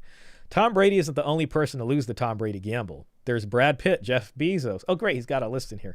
Bill Gates, Jason Momoa, and though not divorced yet, Sylvester Stallone and Will Smith. The list could go on. This shows putting in that extra effort to attract women guarantees nothing. We all face the same abysmally low chances of happiness in our relationships. So why would we go above and beyond the Call of Duty to become a Tom Brady, only to lose it all in the end? Now, this is like the last 2 pages of the book right here, and it's called The Strategy. So we're going to get Myron's prescription, right? This is the strategy, right? So this is built on top of the Rolopraxeology. So let me just read that to you real quick. Real quick, I'll read Elena's comment here. Oh, man, I'm kind of behind. Well, this fancy life with private jets is very attractive to harlots. Yes. I mean, they're kind of, it's like made for each other in that way. So I think the emphasis is on trying to convert the 80% of men into 20% of men that all women harlots want. Yeah, that's kind of the problem. And it's by self-improving, you're almost building up goods to then transact. And you can almost say it's not a genuine attraction because the harlots on the other side are just seeing what you can give them. And, you know, in this It's Complicated video, he's saying, why are they telling men, I can't remember how he worded it, but to kind of, you know, meet these delusional expectations. Basically, the improvement is a cope in that way. I think, you know, he might agree with me there. There is a fine line between bullying and tough love. David Goggins' example. Yeah, there absolutely is. So I don't think bullying is the right word. Okay, converting men into 5 to 10% of the world male population that all promiscuous entitled women want, still appeasing women. Yes, exactly. You're sculpting yourself to accommodate. If what their standards are delusional, and then you're trying to meet those delusional standards by self-improving, there's this kind of weird, like, disconnect there. So it's like, all right, well, why are you doing this? This is why I sometimes look at the MGTOW guys, and I'm like, I think the MGTOW guys are the ones who kind of make the most sense in the sense of like, all right, just enjoy your life a bit as much as you can for what it's worth. All right, the strategy. Men need to follow a strategy that allows them to live their best life possible. That sounds a little, hey, a lot of feminists say that, living my best life. I'm out here strong and independent, living my best life. Men need to follow a strategy that allows them to live their best life possible while allowing for one of these preciously rare happy couple relationships to form, but ensures you don't waste your life losing the Tom Brady gamble. We already discussed some specific rules you should follow in Chapter 6. Never get married. Okay, so marriage is off the table. Never bail a woman out. Don't be Captain Save-A-Ho. Never let her avoid the consequences of her choices, etc. Okay? You know, I don't know. It reminds me of this tweet Andrew Tate made where he's like, real men are ultra rich and buy their women the best things money can afford. He literally put out a tweet like that, which is like kind of like alpha simp level, basically. And then over here, it's like, well, if you're always going to let a woman, to let her avoid the consequences of her choices, I wonder what that means. You know what I mean? I guess if she like cheats on you, okay, she's gone. But if you're still paying for everything for her that she wants and you're just this top 5% guy, like you're kind of just paying the harlot. I think, you know, Elena, the harlot you mentioned would kind of make sense there. So yeah, no marriage. And he doesn't mention anything about kids here, right? So that's sort of the big leveraging thing, but it's not mentioned. So that would be a kind of confounding variable in this set of stuff he's saying. So never get married is one thing, but then what about the kids, right? And the kids are one of those things that now links you guys. And after they have this, that would be the investment phase from Coach Greg Adams. Then usually the extortion happens after, once they use custody, screw you over, and all these kinds of things.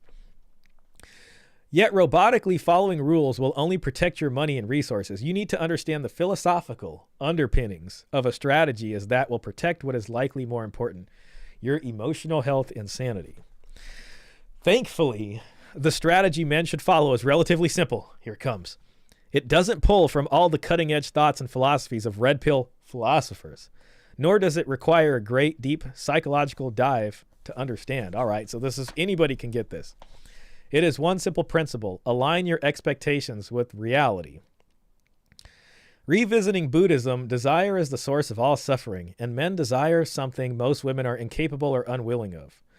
And so even though it goes against every cell of genetic programming in your body, you must accept this reality simply because it is reality. Women don't like men that much. Most women are not capable of being happy in relationships. If you wish to have any success with women, it will take an excessive amount of work, and so much work it might cost you your entire life. That sounds kind of like a prostitute.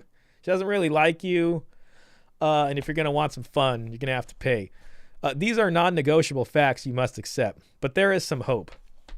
Because it is also a fact that you should live your life in your best interests. And in living your life in your best interests, you will dramatically improve your chances of success with women. And if you're willing to go the extra mile, you can become a top 5% man, flipping the script and making them chase you. But once you do that, once you become the absolute best man you can be, there is nothing left for you to do. And in there being nothing left for you to do, you can forgive yourself of any obligation, responsibility, or guilt, because at that point, all relationships are the responsibility of women. So once you become so high value and amazing, then it's really up to her to just deal with you. And, you know, obviously she's not going to want to lose the relationships because you're just so amazing and all these things.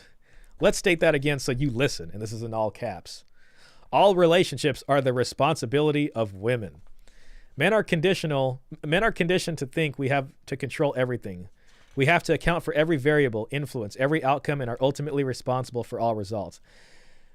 Relationships, I think, are the responsibility of the women if the man is not leveraged in the relationship. This is my opinion. Once women get that in an over-leveraged position, which could be having a child with them, you are now leveraged. And then the power dynamic's going to change, especially if you're dealing with someone like this, to where it's like now it's your responsibility to try to figure out how to keep this relationship going. Otherwise, you know, she might pull the plug on you in the current environment that we're in. So all relationships are the responsibility of women only work if you're living in this short-term world of like, I'm just out here pumping and dumping women and I don't plan to actually invest in one of them. You know what I mean? Men are conditioned to think we have to control everything. We have to account for every variable, influence every outcome, and are ultimately responsible for all results. But we're not. And we're not, especially when it comes to intersexual dynamics, because there's a whole other human being at the other end of this negotiating table, women. Women have their own thoughts, sentience, choices, agency, and responsibility. And while women will move mountains to avoid agency and responsibility, still doesn't change the fact that as long as you do your best, as long as you become the best man you can become, you are no longer responsible for the outcome of this or any other relationship. That responsibility is now squarely laid at the brifault feet of women, and you no longer have to worry about it. This is from Myron here. We got another couple of paragraphs. I'll just read them for the heck of it. Let me catch up on chat just so I'm not, oh man. It's what my husband says, build a richer beta. Yeah, and you can kind of call that like the alpha simp too. Exactly. Buy her attraction. 100% agree. It's also how men can avoid accountability through becoming the super alpha. Yeah, I mean, it's just like, okay, you become this, and now you flip the script, and all the resentment you had against women, you can finally sort of like get your comeuppance. Not in that sense, but it's your turn now. Now you get to, do all the stuff that they were able to do. I understand why many associate RP with feminism for men. Yeah, I mean, that argument in the sense, like, I always like to say the Tradcons enable feminism because they're allowing women to not be in a traditional role, but they're still telling men to. So that's like the ground of that. Men are in this problem where they're tired of enabling them, so they've decided to break out of their traditional role also. And so you can correlate that to feminism in a way. I still think the Tradcon issue is the real problem, because unless you can put the genie back in the bottle, it's going to be different going forward. Again, I'm going to read these two paragraphs. We'll get back to this. So I took a huge turn here, but hey, why not? When you stoically accept that women have an equal opportunity, or when you stoically accept that women have an equal responsibility in all relationships, this not only liberates you from any further obligations you have to women, but also allows you to see modern day relationships for what they are, a calculated risk. It's interesting. So if you become a high value guy and then the whole responsibility of the relationship's on the women, then this idea of like men needing to lead women, I think kind of goes out the window, because you're basically saying, I'm going to do what I want all the time, and you can be here as long as you behave, and if not, too bad, and I just have all the leverage in the world and you have none. I don't know if that's really like leadership, or that's just saying, well, now you have to do all the stuff I needed to do and I didn't have leverage. So it's kind of putting them on this like equal plane. And once you have done all you can do to mitigate those risks, there is nothing more to do. It is now up to the women to accept you or not. But if you are smart enough to align your expectations with the reality, abandon hope, and know the statistical chances of women contributing positively to your life, you no longer pin your hopes and happiness on women's acceptance and approval. Instead, it forces all women to prove themselves worthy of you because you have the real expectation she will fill. She might do this in the beginning because she's trying to sell you on her. And then if the problem with this is this doesn't explain anything about the long-term thing that most men and women want, which is like family creation. You can play this hard-ass game for a long time, but this is just a front-end game. The minute you invest in her for family creation, this whole dynamic changes. And that's not really addressed here. So that's kind of a thing that's missing. You have the realistic expectation she will divorce you or monkey branch to an even better man. Your expectations align with the reality that she will be a whiny, dramatic, insufferable pain in the ass and who will likely get fat as she ages. And until that girl proves she is the starry-eyed girl who adores you and will make your life infinitely better, there is no committed relationship. You are not taking the Tom Brady gamble. Maybe have some sex, maybe go on some dates, but you make no emotional investments in the girl. It is just your turn until she proves otherwise. Men are always the gatekeepers of commitment. The whole it's just your turn until she proves otherwise, that's only going to work if you don't plan on putting a big investment into her. You know what I mean? So to me, that qualifies as a short-term thing.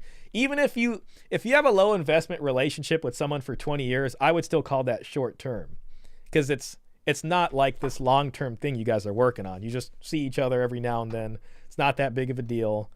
And then both parties go home. You know what I mean? This strategy of living your best life while forcing women to prove themselves to you will give you the best chances of success with the least amount of risk. I mean, doesn't that kind of sound like what a strong and independent woman does? And they even say as much, like, oh, well, men got to prove themselves to me. And, 9 out of 10, it seems like they either just live alone or with someone that they don't really like. You know what I mean? And is that really a win? I don't know. But the key to following the strategy is to align your expectations with what women are capable and incapable of. And once you stoically accept what you do and do not control, you will eliminate any unrealistic expectations, allowing for a more productive, peaceful, and enjoyable life. Your life should be very much like a weather forecast you cannot control but make the best out of.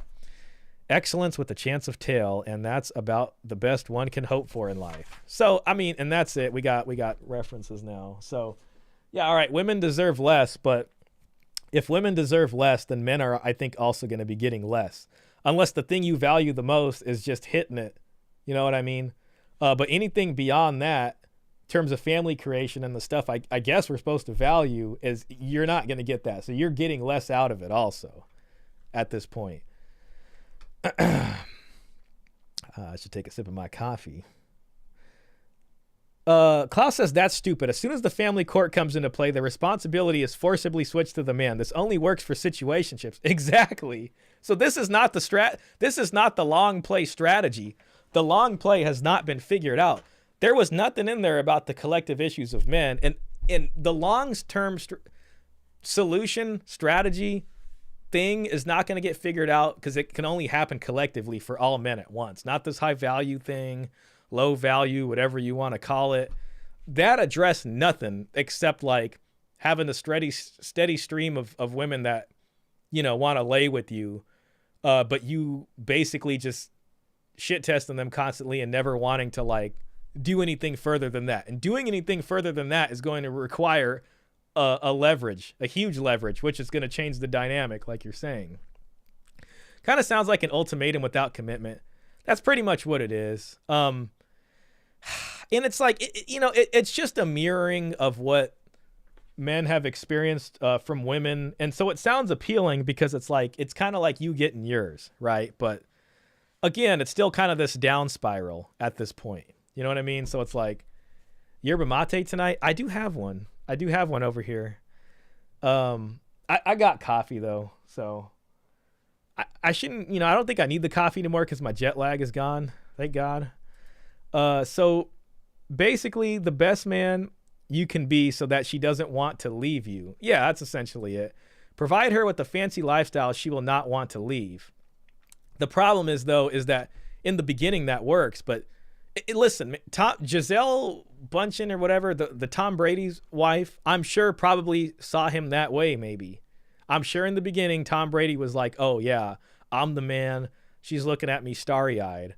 But then, you know, once they had their kids and the marriage was in for a bit, then, you know, she traded him in. And I mean, she came from some money too. So I don't know if he's even the best example, but he's mentioned in here. But money or no money, she still decided to leave. Whatever. She got the kids, this, that, and then, you know, then she's hanging out with the Brazilian jiu-jitsu instructor with the kids. And at that point, Tom Brady's just in this situation where it's like he doesn't know what to do at that point. And honestly, if you're in that situation, I think an RP purist would say, oh, well, you know, you can apply dread game and competition anxiety, and then that would fix her and everything right up. But that's the real gamble. I don't know, and I don't think that's necessarily true, because I don't think you can keep that up for long. Hold masculine frame. Short-term gain, get her to spread her legs for you. That's all that is. No yerba mate tonight.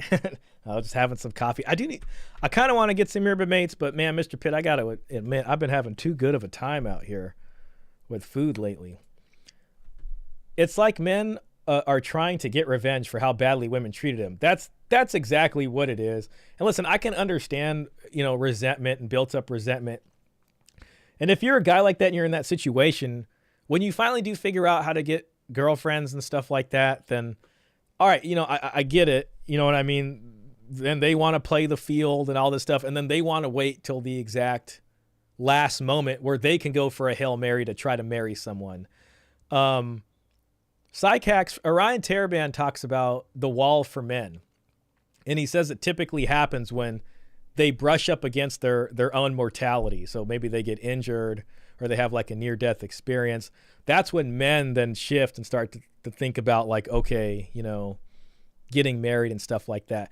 My own personal opinion is like, if it's not your own near-death experience, maybe seeing like your parents pass away, God forbid, not for a long time, might do that to you, because then you're seeing kind of this thing right in front of your face, and then once that happens, you're like, all right, what am I doing? You know what I mean? I should probably have a family or something like that. I don't know. It might hit you differently when something like that happens. Can't be boring with women. Yeah, I mean, that's true. Can't the nature of marriage and like monogamy and child rearing almost seems to lend itself to that once you get into the routine of creating essentially a stable life for these kids to grow up in. Stability almost seems to beget this kind of issue of being boring. So I think society used to have a solution for that, which was, first of all, to make divorce hard and to make the contract actually mean something. And then both people invest in this commitment, whether it was the woman bringing a dowry and then the man working to provide and having those obligations on him thereafter. And that was to combat the boring, you know what I mean? And then spiritual beliefs, I'm sure, helped with all that also. But now, you know, once you do all the same stuff and you're doing marriage the way you think you're supposed to do it, once the boring happens, that's when the family court comes in. I agree that black pill guys kind of make sense. They prefer not to deal with women rather than buying her attraction. They are checking out from the dating market. Yeah, you know, that's unfortunately true. I tend to try to avoid that stuff. Maybe sometimes I sound that way. I hope not. But yeah, I mean, you know, they make good arguments sometimes. Marriage and stability are boring, but they are actually healthy and good long-term. Yeah, you know, and I agree with you, you know, and the boring thing is an issue, but back then the contract made sense to deal with that, you know. All right, back to this, man. We got some time to go. If Myron admits women live life on easy mode, why would he propose that we place even more burdens upon men? Oh, because he thinks, if men just do X, Y, and Z, we will be better. Instead, why not just fix the issues that we have, and then life will also be on easy mode. All they care. See, I mean, so we just read Myron's book, right? And he's talking about doing X, Y, and Z, going the extra mile, and then that essentially reverses Brifault's law. You know, Brifault's law as described by the Redpill people, not even Brifault himself. So that's a different matter. But the thing that Myron, you know, forgets is, you know, he doesn't mention these sort of long-term things, right? So it's just like, okay, you can do X, Y, Z and then get these women or whatever, but you're not really getting anything other than maybe being able to bed them and stuff like about that. Is using their audience to make money. So any advice that they give you is actually going to lead the guys down to a harder road rather than one that's going to give them a real solution. What is gynocentrism? I believe that comes from a term that really focuses on hyper-feminism, a society that really embraces everything geared toward women empowerment. Gynocentrism. It's from like you could say like a pedestalization of women, and devaluing of men. Panda, I want to say Panda Bear, but I'm gonna say Panda Bea. Thanks for being in here. Great to see you. Great to see you. It's basically a society that pedestalizes women. Yeah. Is gynocentrism good or bad, and why? I'd say it's bad. The reason why is because you see what was going on now. Women are in delusion, and unfortunately, short term it does them well. They get whatever they want because they're being lied to. But long term, if you see by 2030, majority of women will be single and childless because no one tells them the truth on how to self-improve and how to better themselves. So I think long term it's going to be terrible. Isn't telling men that they have a masculine duty to protect and provide for women really just telling men to be gynocentric? You can say that, yeah. Yeah, and I guess like anyone on the Tradcon side is going to say, well, it's not gynos. I mean, they might. I mean, now if the women aren't doing what they're supposed to be doing, then yeah, it's a kind of gynocentric where it's just like they're not. There's no expectations of them. You're just doing this, and they're saying you have to do that. And especially if you're not getting anything back, then that's gynocentrism. I was watching Coach Greg Adams today. I think it's like an older live stream, but he was reacting to Judge Mathis, and I guess Judge Mathis got screwed over by his wife recently, and I guess they got back together, and some people were interviewing him, and man, that was gynocentrism on display. It was just like, oh, is he out of the doghouse now? And you can just see how like pedestalized he has her. I've missed you. Oh, thank you. I appreciate that. Well, I'm back now from my trip, so I'm around. Saturday at 7s. Do appreciate you being here. That I agree with. They don't give men a long-term solution. Very true. So then why is the Red Pill advocating for the very thing that they're complaining about? Ooh. Really just isn't telling men that they have a masculine duty to protect and provide for women really just telling men to be gynocentric? You can say that, yeah. So then why is the Red Pill advocating for the very thing that they're complaining about? I would say this just kind of has to do with the sort of Tradcon infiltration of the Red Pill, right? So, we'll talk about that a little bit on that Reddit thread. God, if we ever make it there, we got some episode to get through. But, once it changed from pickup to this to that, and I think like Andrew Tate brought a lot of that in, and, then it became like, if you're a man, then you got to do this stuff. And it's kind of, I guess, trying to bring back a kind of Tradcon thing, or at least trying to put people back in their roles. But it's just not going to work, in my opinion. If the women aren't put back in their roles, then it's like men have no incentive to do that. And that's where you get the MGTOW guys from and everything. So Red Pill content creators saying that doesn't really make sense. Glad to see you back in the lab, Shah. Hey, man, appreciate the donation, man. Support's always welcome. Good to see you, JP. Man, JP, I can't remember what country you're in. Are you in the U.S. or were you in Australia? I don't know why.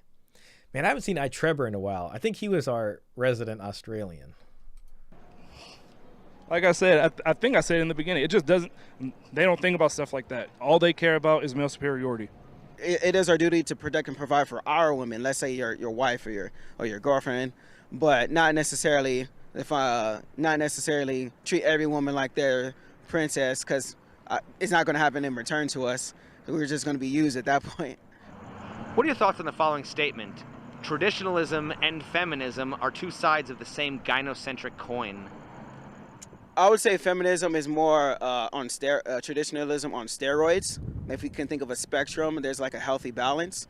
But feminism it definitely goes over the limit to the point, again, to where women are delusional. They think they can say and do whatever they want. See, traditionalism is another one of those things that I think you can say the term got hijacked, because traditionalism a long time ago meant something else. But then traditionalism after romantic chivalry basically became gynocentrism. You know, old school traditionalism, you can say made sense and maybe didn't do that. But the traditionalism that we're used to, which is like, you know, no marriage transactions, no dowry, but, you know, the wife is always right. All that stuff is romantic chivalry, which is more of a recent creation in, you can say, Western civilization and romance and all that kind of stuff. And the guy needing to do all these things and, you know, for his beloved, the woman, and getting on one knee and all these kinds of things. So when they say traditionalism enabling feminism, that's what they mean, but that's the traditionalism most of us are familiar with, you know. But if it's like real traditionalism, then no, it's not that. But romantic chivalry infected traditionalism is what this is. And other women I've heard say that it's gotten out of hand. So you know it's bad when even women themselves are saying this feminism thing has gotten out of hand. United States, Midwest. Oh, well, okay. Yeah. So you're in the U.S. My bad. Yeah. And another thing about this is, like, you know, people even say, "Oh, chivalry is dead. Chivalry is dead." Like, they're talking about romantic chivalry traditionalism when they say that. Why is it when women define a high-value man as tall, rich, and muscular, we accurately label her a delusional gold digger, but when red pill men do the same thing, it's considered advice? Because at the end of the day, like, they don't think of it like that. If they hear from a woman, it's bad, but if it comes from a man, it's good. Why is that? Because they rather listen to other men speak than other women. They don't like women at the end of the day. Like, it comes from this kind of, I think, masturbatory need, right? It's like you're a viewer of one of these red pill rage shows, you know, and like, let's say it's Fresh and Fit, and it usually has like a bunch of OF models or all the ladies you love to hate, you know. And then they have the guy that's going to serve as a surrogate for you, the viewer. And, you know, every time they interview a guest, it's like a high value man kind of guest, right? And he sits right there in the center. And then they talk, and then the high value man shits on the ladies, whatever. Ha ha ha. She got what she got. And then you as a viewer kind of have, it's almost like a mental masturbation where you live as a surrogate through whoever the high value man stand-in is supposed to be. It's almost like, it's like a nudie video or something where there's actors there and you're kind of identifying with one of them. So it's funny to see that, and then you feel better about seeing that. Now, oftentimes a lot of these same viewers then go to the OF chick's profile and then subscribe to them also. Yeah. So, his question reminds me of that. They would rather hear it from someone that they deem worthy. So that's why they admire that high value guy. You know what I mean? Because he's shitting on the women that they're now mad at and hate at. Mr. Pitt, I've always wondered what advice P-Ways and other red pill guys would tell significantly older men. A guy in his 60s running game and cold approaching sounds kind of cringe. Yeah. Well, it's kind of funny to think about, because if you think about guys from that era, that stuff would probably just be completely alien to them. They'd be like, what the hell? You know what I mean? Like, just be like a gentleman, and, you know, you'll meet some nice ladies out there, and they probably got their own type of charm going on. That's a good question, though. That's a good thing to contemplate and think about. Elena, far too kind. Far too kind. Appreciate the donation. Thank you, Shah. We, Resurgence of Sanity, and I always enjoy watching your shows. Keep up the great work. We look forward to having you on our shows as a guest speaker. Well, thank you. I appreciate you being in here and participating, and we'll make that show happen. We'll definitely make that happen. And it's a fun time being on the Resurgence of Sanity the last time I was on. So thank you again. And someone that's far too kind with the donation. Thank you. Under them, because they see women as under them majority of the time. I think the terminology gold digger is being misused. If you're doing your part as a woman, you have every right to, get whatever man that you desire as long as you're doing your part. But if you're completely useless and you're sitting around the house not helping him with his business, you're not doing anything, you're not doing your part, it's just a one-way street, then in that case, yeah, you're definitely a gold digger. Why does Redpill believe that chivalry is dead and feminism killed it? Because they themselves aren't chivalrous. It's not dead if you don't kill it. Men are expected to approach women, ask them out, pick them up, pay for dates, make the first move. What part of the dating process isn't chivalry? What part of the dating process isn't chivalry? Wow, that's a great question. I believe. I mean, it's a good question, you know, because they say that a lot. Chivalry is dead and feminism killed it. And I get it to some extent. But, you know, it is true that, like, when it's, like, in dating, there is a lot of that stuff. I do that stuff myself, too. I mean, when dating, I mean, mostly, you know, obviously, like, you got to be the one, you know, say some interesting, funny things, and then you ask them out, and, you know, you pick them up and buy dinner and all these things. That's typically it, like 99% of the time. I mean, I can only think of, like, one, maybe like two people I've ever dated that were like insisted on like, no, let's, you know, split the check, or was just like, no, like, and they're usually like very progressive people to begin with. It's all chivalry. But so how can it be dead? So how can it be dead? Exactly. That's my point. It's not dead if you don't kill it. So then why do they? Well, and then, you know, you can also say if you're talking about the red pill people that are the ones we're talking about in the show, like the grifting types, that then are kind of guiding you on being an alpha simp and getting all of these things, and saying, you know, yeah, men need to be this, men need to be that, you know, lead the woman and do all this kind of stuff. Yeah, I mean, there is a lot of that sounds like chivalry. Keep saying that chivalry is dead because and they don't practice it themselves. They hate the fact that they have to do it, so they say that it's dead so they don't have to do it. I believe it's slowed down, definitely. That's interesting. That guy's interesting. He says he's got interesting perspective. I hear my female friends say I don't get approached as much anymore, and I tell them, hey, this is what you guys ask for. I definitely think the times have changed, and now women are going to have to start approaching men. I believe the Me Too movement definitely played a role in that, men being afraid of being called creeps, weirdos, etc. So it's still there, but it's definitely not as what it used to be. He makes a good point. I think that's true. How can chivalry be dead if simping is alive and well? Honestly, I think you hit it right on the head. Simping is the #1 reason, root cause for everything. And I think in the West, simping is at an all-time high. You have it from the low-value guys. You have it from the high-tier guys, the millionaires. Simping has taken over the world, and it's the sole reason why women are able to do what they do now.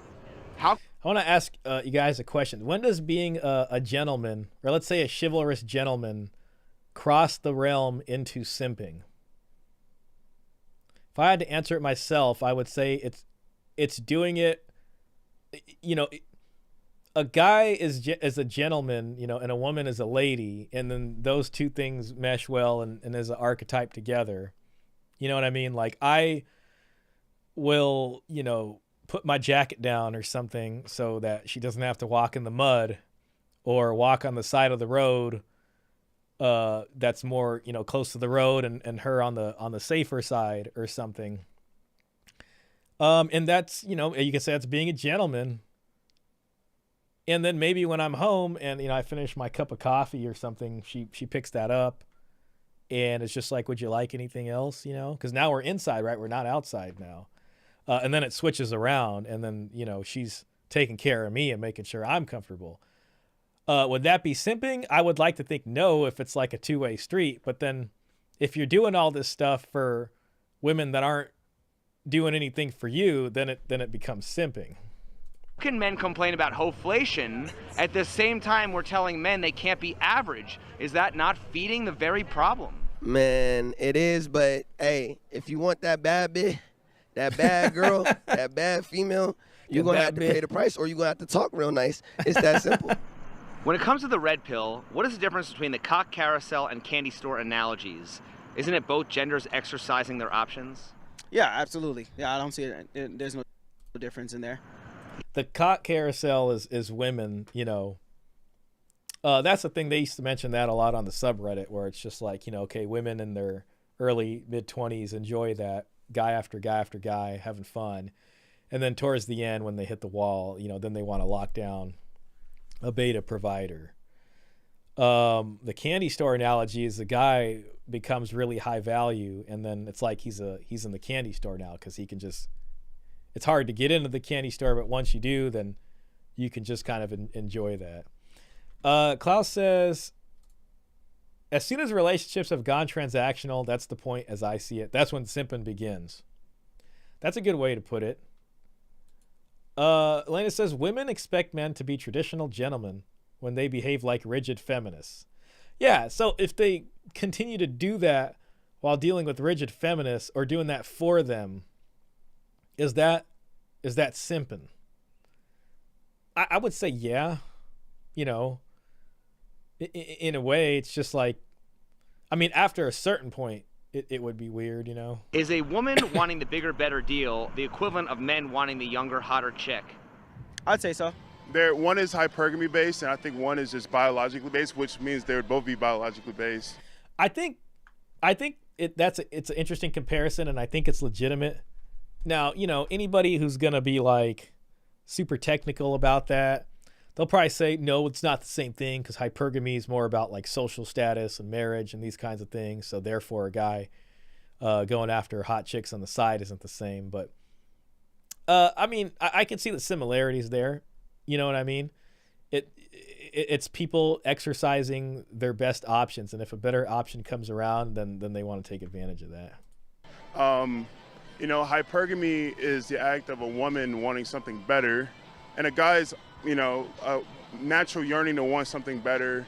They're one and the same. I think they're just the deepest roots of our human psychology. So if men and women can both be hypergamous, why does Redpill only talk about female hypergamy? Because if they only talk about that side, they can get their point across. Again, there's no issue with being hypergamous. I think the question that women need to ask themselves is, do I deserve the guy that I'm asking for? And I think, unfortunately, a lot of women think that they're qualified when they're really not because of maybe they're doing sex work or they're not feminine. Yeah, man, what makes a woman qualified for me is loyalty. You know what I'm saying? And you guys know who this is, right? This is the Pop the Balloon guy. This guy was interesting because I think MTR interviewed him. And then, like, his ex-girlfriend came out and said some stuff. And then I think MTR interviewed the ex-girlfriend. And it was just, like, this really weird thing. Devotion. You got to have those two attributes in a real way. If you don't possess those two attributes, you're not qualified for the biggest turn. And you can't be promiscuous, What is he on the Pop the Balloon show, he was the one who was like, you ain't qualified. You ain't qualified. That's what made him big. Mr. Pitt says, once there is an uneven exchange of value, romantic interest, it becomes simping. Yeah, I think that makes sense. So to build off of what Klaus was saying about transactional, once it becomes an uneven exchange, then you can say that's for sure deep in the realm of simping. If women feel like they are entitled to good attitude and nice things without earning them and without doing any work, it's simpage if men give them the things women demand. Yeah, I definitely agree with that because they're not getting anything back, and they're transacting a good attitude and this kind of stuff. God, that kind of stuff just disgusts me. Mr. Pitt, if she's not giving you indications that she's into you and you decide to double your efforts and start buying gifts and spending time with her in order to win her over, you're a simp. Yeah, and you can sit there and get mad at her and be like, oh, you're leading them on, or she knows what she's doing, but at the same time, it's still on the guy for doing that because, like, he should know. Agree, Mr. Pitt. Alpha widow concept, and why does it only apply? Be promiscuous, What is the alpha widow concept, and why does it only apply to women? The alpha widow concept is a concept that a woman has an ex or maybe a one-night stand or a crush that she cannot get over. And though that she's in a current relationship with a boyfriend that's doing everything right, if that ex or the one-night stand were to knock on the door today, even though her current man's doing everything right, she will leave the current man and go back to her ex. In other words, she can never get over her ex. If a man's loyalty is tested when he has everything, wouldn't high-value men be less likely to pair bond? I'd say so. Yeah, that's a great question. The alpha widow thing's interesting. I've always kind of had this thing because, like, Redpill, especially back in the subreddit days, would talk about this concept called one-itis. And it's like the guy really has one-itis for one woman, and that's all he likes and thinks about. and he doesn't have abundance mentality. And you can kind of say like an alpha widow has like one-itis for this one ex that she really liked, and you know, the guy doesn't like her back or whatever, and then that kind of like, I guess you could say, ruins her, or just makes her maybe like more of a bitter woman.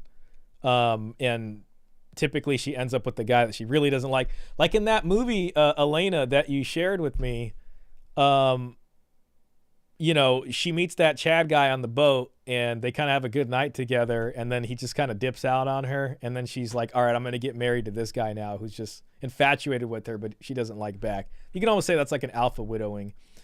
But men might have like a similar thing too, right? Because it's like, oh, once you break the one-itis and you get over that ex that screwed you or whatever, now you have abundance mentality. You know, women from across the barrier might look at that and say, that guy he can't pair bond now. He's almost an alpha widow or whatever, because now he's just damaged and can't do relationships now, you know?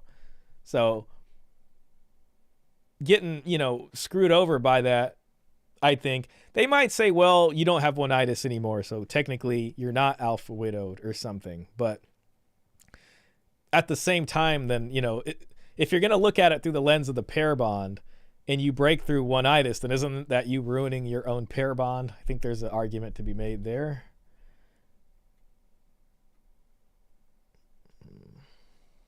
I remember one-itis. Yeah, she definitely had one-itis. Well, and the other guy that she doesn't like back has one-itis for her too. Yeah. So wouldn't a high body count show a lack of commitment regardless of gender? Yeah, I'd say so. I think, you know, what they'll probably say is like, well, you know, guys can sleep with a bunch of women and not be emotional about it.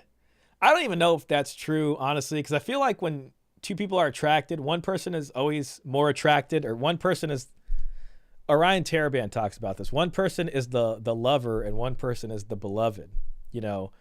And, I mean, I think men have sex with women all the time and get deeply emotional about it. You know what I mean? I think that happens probably to most guys out there. Now, if you're this, you know, high value alpha pumping and dumping guy, I think even they, you know, are emotional. It's supposed to be with whoever their main woman is that they're in love with, and then they're just out here pumping and dumping others. But I think there's a bit more to be explained in that. And I think guys definitely can get emotionally attached even from having sex with somebody. The teaching of, you know, and I get why. There's two sides of the coin. So the first side is, we live in a society that tells you when you're broke, you don't deserve a girl at all. And that same society tells you once you work your face off and you become rich, you can only get one girl. So what goes on in these men's mind and why a lot of them are arrogant is, hey, I'm making up for lost times. Nobody was with me when I was alone and building myself up. Mm-hmm. Simultaneously, I do not think it's good to hump around. You can get the wrong girl pregnant. You can catch an STD. And I just think it's a whole messy life in general. And that it is better to just be a one-woman man. But unfortunately, with the society we live in, it is definitely hard to find, especially if he's rich. You know, and I think in the past, it used to be that the woman's family invested in a man that looked like he had potential. So he hadn't necessarily accomplished these things yet, but they got married early. And, you know, if the woman was coming with the dowry, it's essentially an investment into this family, with her family betting on that this guy has all what it takes to be a good provider later on. He's from a good family. That family has good social status. There are other qualities they probably like about him. So what they're going to do is invest in him now, and then both the man and the woman are going to grow together, and they're gonna go on this journey together to the top here, and then that should keep them together, and it should be a balanced equation. But if you're gonna have to go up there by yourself, and the women didn't want you back when you were, you know, down here, when you get up there, you know, you're not going to look at them the same way because they didn't look at you probably with very little respect back then also. So, and the purpose of an alpha man is to put alpha, the one-itis, to out-alpha the one-itis a woman has. Now, if she slept with a bunch of guys, her current husband, boyfriend needs to out-alpha all of them. women lose their ability to pair bond after meeting sexual partners. Sorry, typo. The purpose of alpha guy is to out alpha. Got it. Which is too much work with modern women who have high body counts.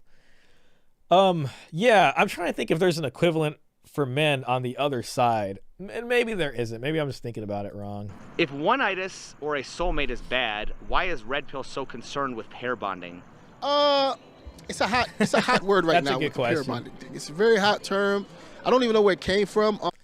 Yeah, I mean, I think the red pill guys would have to say the pair bond only matters for the woman, but not the man. But then I don't know. It depends. You know what I mean? If monogamy is what you believe in, which would be more Tradcon centered, then they would probably say the pair bond is 1 for 1, and that it would be the same for the man also. Because if the man has a high body count, then his ability to pair bond is messed up. And you would think it is, especially if his ability to break that bond easily at any given moment's notice, especially if you're taking Myron's advice here that the relationship is all on the woman and that she needs to get the consequences of her actions, then, I mean, his pair bond's probably broken too at that point. I think it's a way to try to hold women accountable to not be promiscuous. I like his hat. If dating coaches advocate for men to become the high-value guy that plows through women, aren't we advocating for men to become the very thing we condemn in women? Yep. Isn't that contributing to the degeneracy? Yeah. Oh, absolutely. Yeah. I mean, yeah, that's basically what it is now, and that could come out of this resentment. You know what I mean? That men have when they're going through this period of not getting any or feel like they're being rejected, and then that kind of just builds in on itself. That's a lot of, you could say, red pillars. You know what I mean? At least guys who weren't getting any that find themselves here, and then they do figure it out. I think it's like they end up like that because then they're like they want to get all these things they wanted. I don't know if a revenge would be the right way to say it, but it does seem to be the way they go. And if my son was growing up, first of all, I think it would be better. Let's say I have a son. I think it would be better for him to find a woman before he's successful, so he doesn't have to worry about the gold diggers that we talked about. But even if he is successful, I would never encourage my son to bang 40 chicks a week. I think that's absolute. You know, I think there's some truth to that. Like I kind of have this opinion of like you should definitely get your heart broken before you become successful. And you know, Myron will say like sleep with 50 women before, which might be hyperbole, but he's basically saying have some experience prior to that. You know what I mean? Instead of like leveraging everything into one person and then getting heartbroken. And if you are doing better in life when that happens, then you're going to take a bigger hit. I've had like a similar thing about like, you know, I think a guy's lucky if he learns this stuff early on.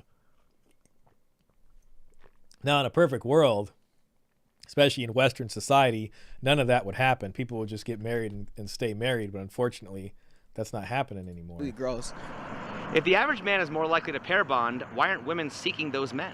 Because there's a segment of women who want a better return. And social media has taught them that there's more out there. So why pair bond with this guy when I believe there's more out there in the marketplace?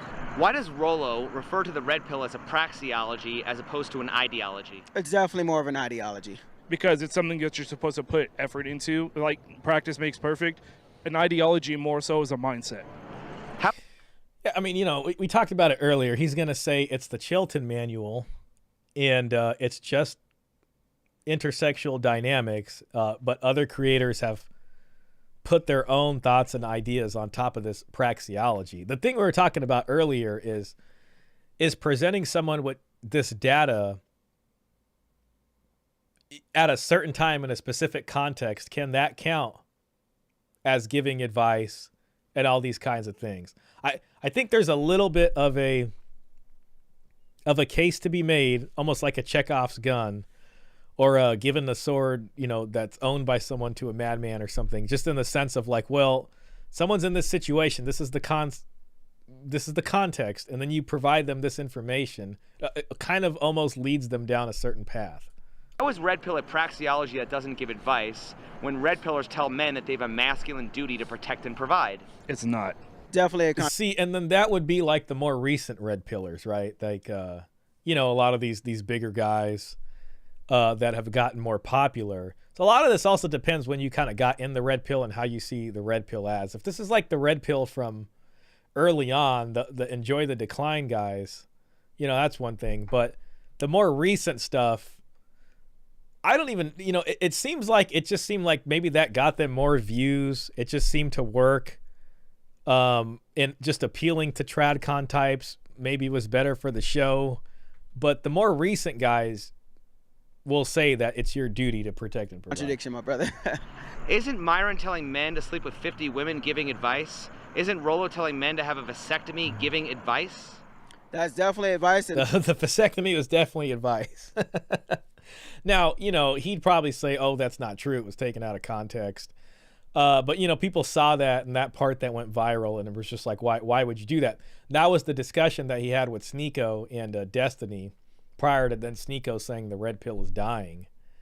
And Rolo didn't do a good job in that initial discussion with them, so it looked really bad. Like, why are you telling people to get vasectomy? I would not take. One thing I learned is, you know, if I like a person or I don't like a person, I pick and choose what I like to hear versus when I hear a load of crap, I'm like, that goes in one ear and out of the other. So though, you know, I do watch the Fresh and Fit podcast. That right there was something I did not take. If Redpill Podcast can't find good women who aren't sex workers to be on their podcasts, why would they expect men to find good women who are wife material? Yeah, that's a good one.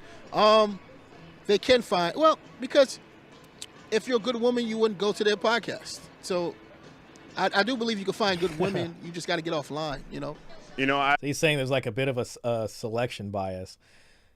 You know, I think like Brian or Myron, they would probably say, well, no, I mean, we've interviewed a ton of women, and some of them are doctors and lawyers and this and that. But, you know, then there's also like the clips, the stuff people want to see are clearly these like most extreme examples. And I think the show is incentivized to bring women like that on. I ask that question all the time. Why not bring women on there that are somewhat not on OnlyFans or somewhat not a model or somewhat not a clout chaser onto the platform to see what a more average chick in America that most guys would be dealing with, how she is and how she acts. You know, I think it's because that gets the most clicks, that's getting the most views.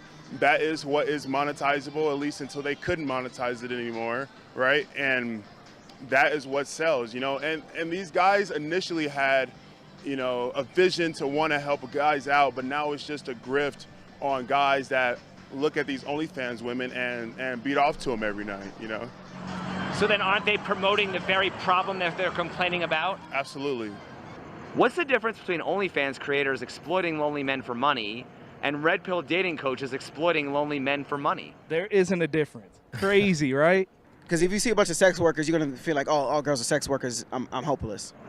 If prostitution was legal, do you think women's attitudes towards men would change? Yes, because sex will no longer be used as a weapon. So if prostitution would be a game changer, why does nobody promote it on any of these podcasts? Oh, because, you know, society would shame them. I mean, it does sound weird, right? Let's promote prostitution. That would sound crazy. Prostitution. I think it would, for the guys that can already get some or whatever, it probably wouldn't be that big of a deal. Although, you know, I think there's plenty of quote unquote high value guys that do that because it's easier for them, I guess. I mean, they probably just do everything, you know, chicks they can pick up. And then I guess if they're going around, then all right, they'll do that too, especially with like the sugar babies and stuff like that. But it might make things easier for guys that have trouble, that are like way down here when it comes to that. It'll make things better for them. I don't know if it would solve things between men and women. Only reason, because like I think of like Korea or South Korea. I don't know for sure, but I'll have to look it up. But I think prostitution's legal in South Korea. And, you know, they got the whole I mean, their birth rate is down and all this stuff, and people aren't getting married. So I don't know if that would solve that, but it might make things less miserable for guys in general. So then that could help. It's always in a negative light. The word prostitution already gives people a disgusting feeling. But guess what? We have politicians that used to be prostitutes. Prostitute was the first form of hustle back in the medieval times. Wasn't Jesus' mama a prostitute? Wasn't Mother Mary? I thought he was talking about Kamala. You know, they'll say, oh, she, don't got this on here.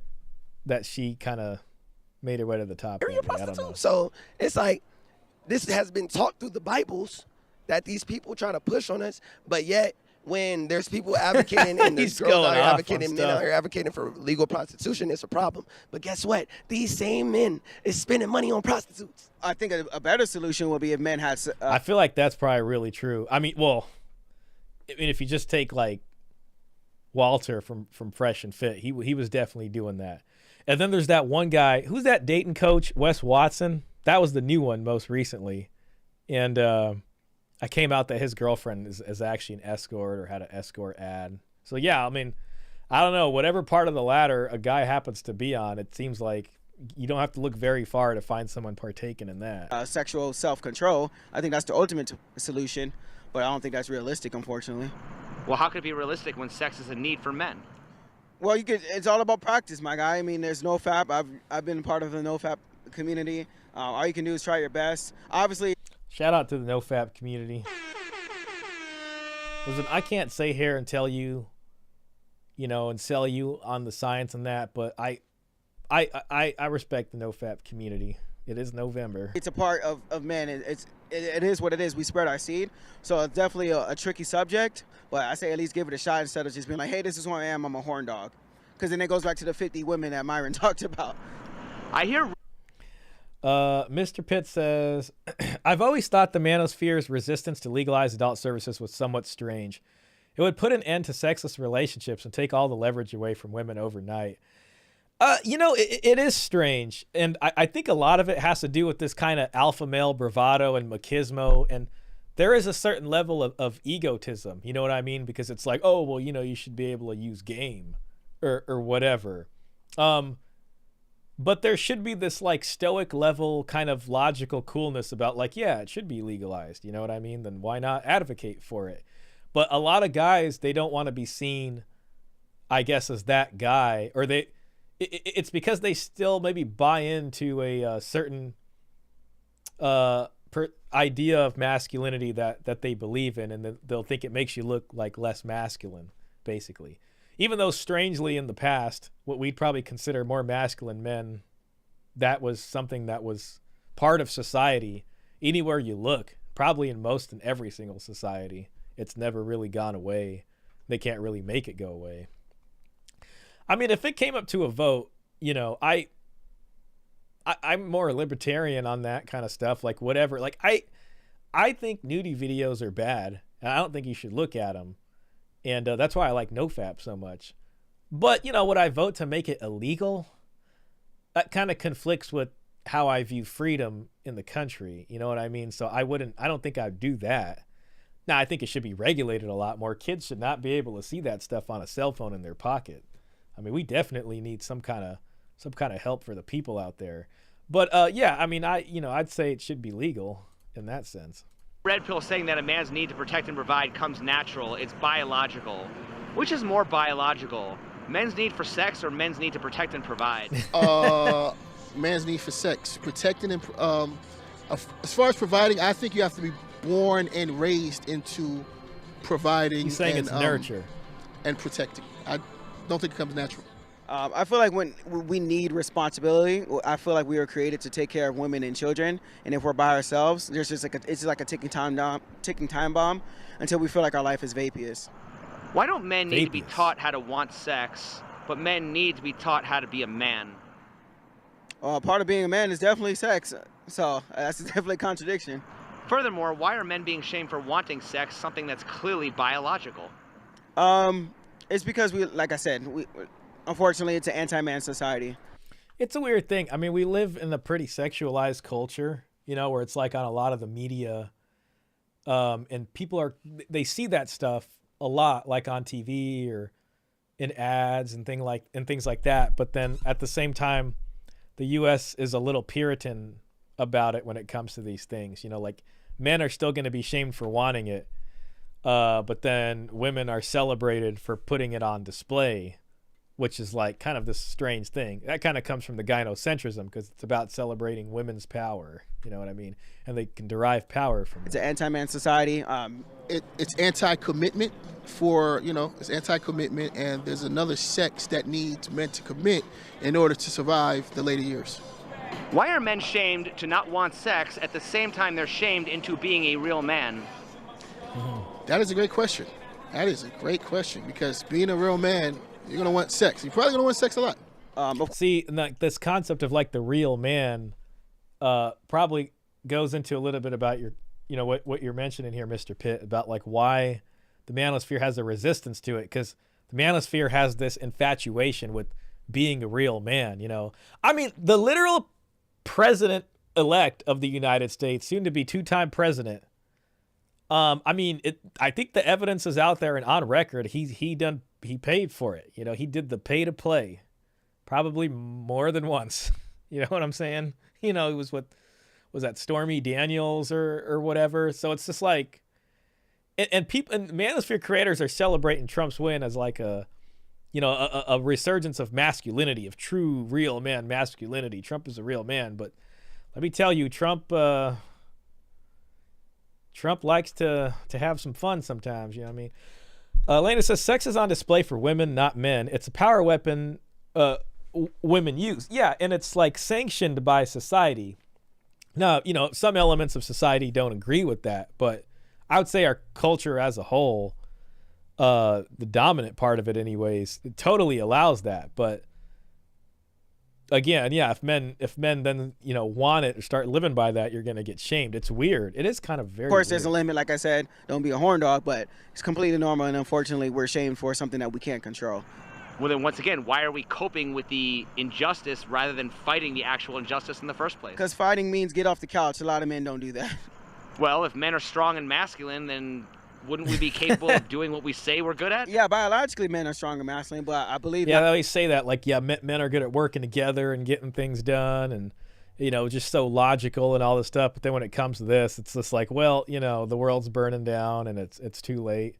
Lena says, unseen women would much rather be a public harlot than a wife to one man.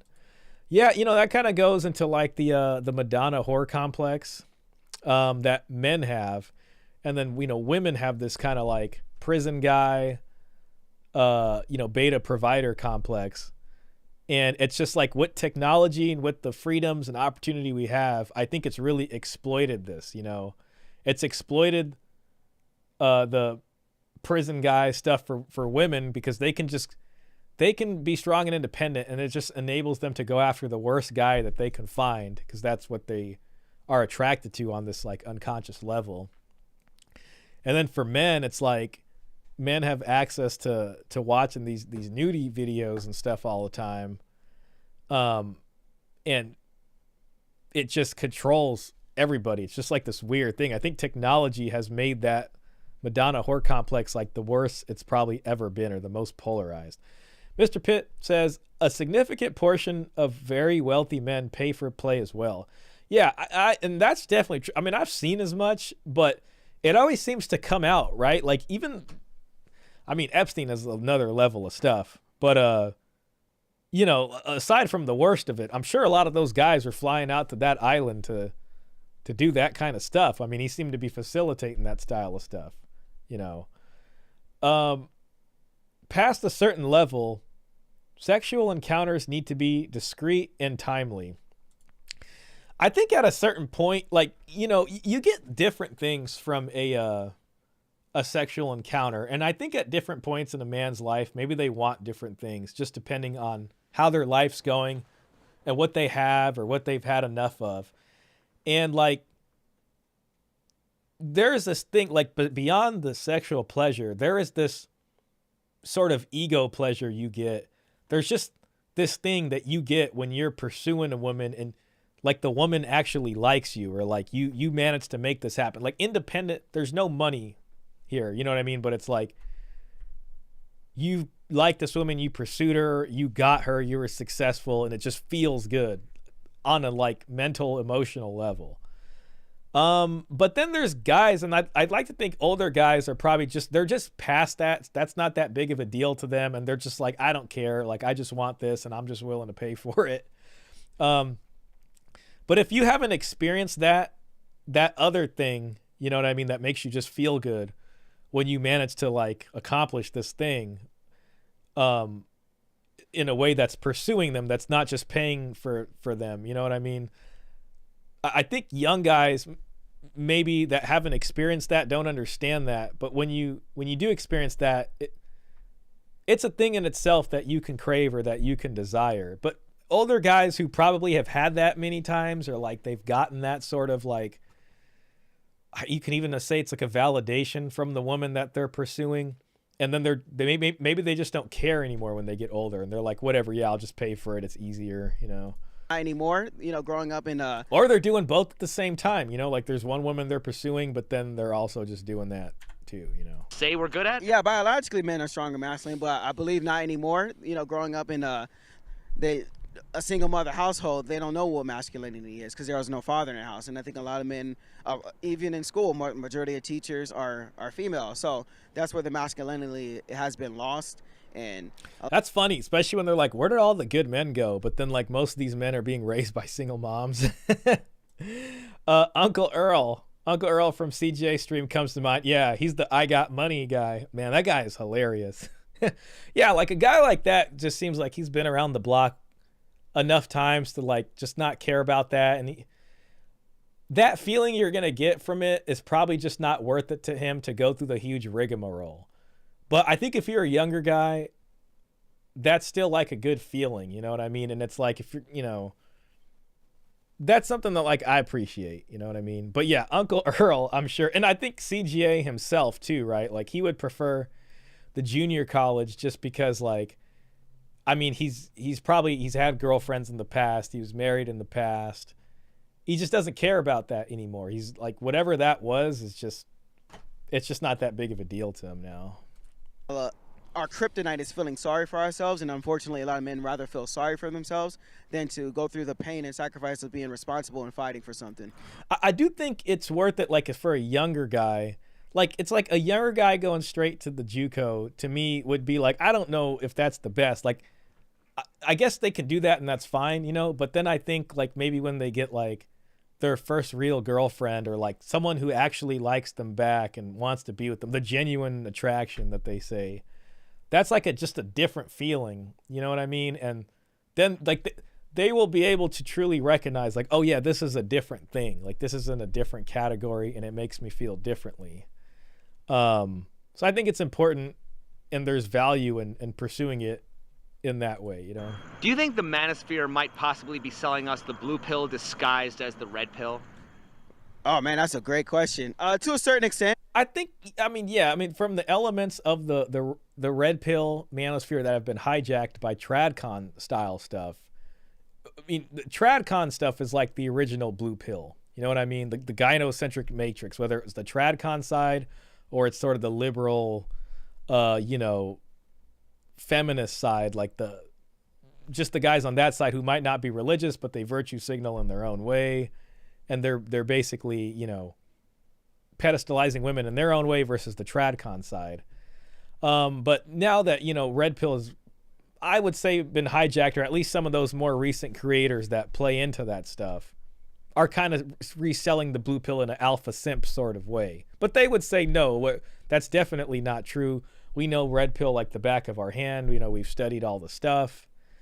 The problem is when it gets into prescriptions and then like, well, men and women are supposed to be this certain way. And then it goes into this sort of trying to parse and cherry pick Tradcon stuff that doesn't make sense.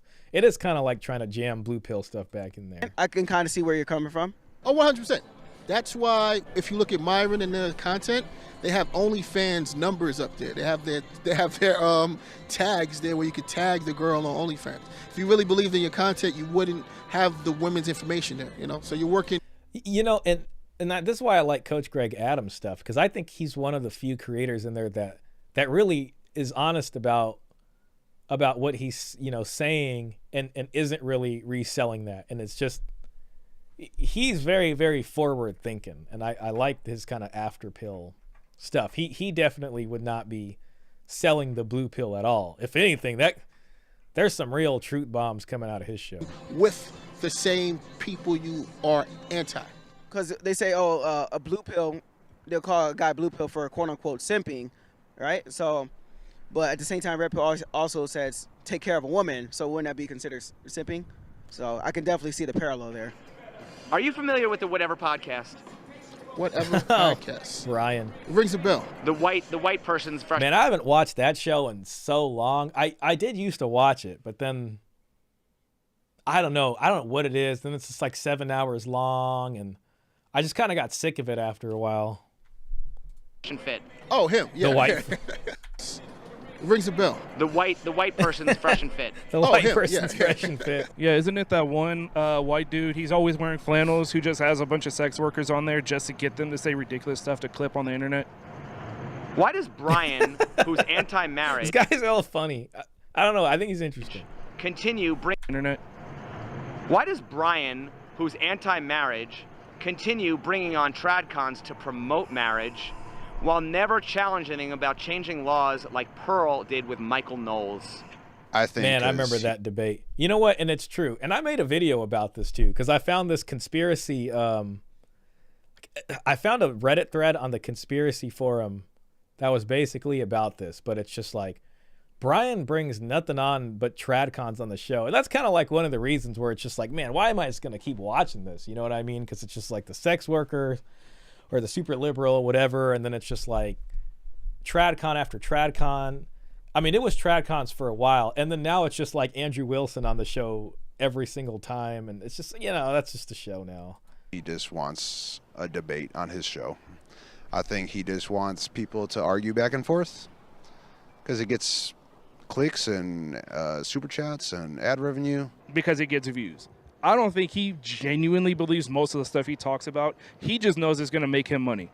I didn't know that he's anti-marriage specifically. Definitely. One of the first videos that I made, more like manosphere stuff, it was about when Fresh and Fit and whatever podcasts were beefing, and they were both accusing each other of being grifters, which to me was hilarious because like each of them calling each other grifters and trying to show examples of it just proved what both of them were doing and guilty. But he does have a lot of Tradcons on, and they debate with people of different lifestyles, and I just think he likes that back and forth, that blood sport. So then why do we label him a men's advocate rather than just a grifter who wants money? I mean, that's a good point. Man, it's complicated as bold naming these folks. I'll say that, but that's really what it is. Like, men's collective problems are not being solved on the Whatever podcast. I don't know how people label him, but... And then it's like bringing Tradcons on and then not challenging them just doesn't help. There was a time when this was like over a year ago now. This is on Twitter when the Tradcons and the Redpillers really started beefing. And then Myron challenged them all to a debate, and he wanted to do it on Fresh and Fit. It was going to be like a Super Bowl debate. And Brian said nothing like the whole time until the debate stuff started talking. Then he was like, "Oh, I think we should do it at Whatever podcast," because they were just trying to like get part of the money. It was like the most obviously like money grab thing ever. That's when I was just like, man, I don't know about Whatever podcast. Maybe that is what it is. So the Whatever podcast, I think that's the only thing the show's lacking. I think the structure of the show is good, but I think Brian could be a little bit more direct, and I feel like he's too chillax. And I think that's the only thing that the show's lacking, and it does frustrate me, and that's honestly why I stopped subscribing, because I just feel like on 1 through 10, he's always at like a 4. Of course, don't be at a 10 and scream at these women, whatever, but be direct and ask difficult questions. Like, if he was asking your questions, the show would be way better. Could it possibly be why he brought on Andrew Wilson? That's exactly why he brought, as literally popped in my... Andrew Wilson definitely does like most of the heavy lifting on that show, because he's like an expert level debater. Like, that guy is a very, very good debater.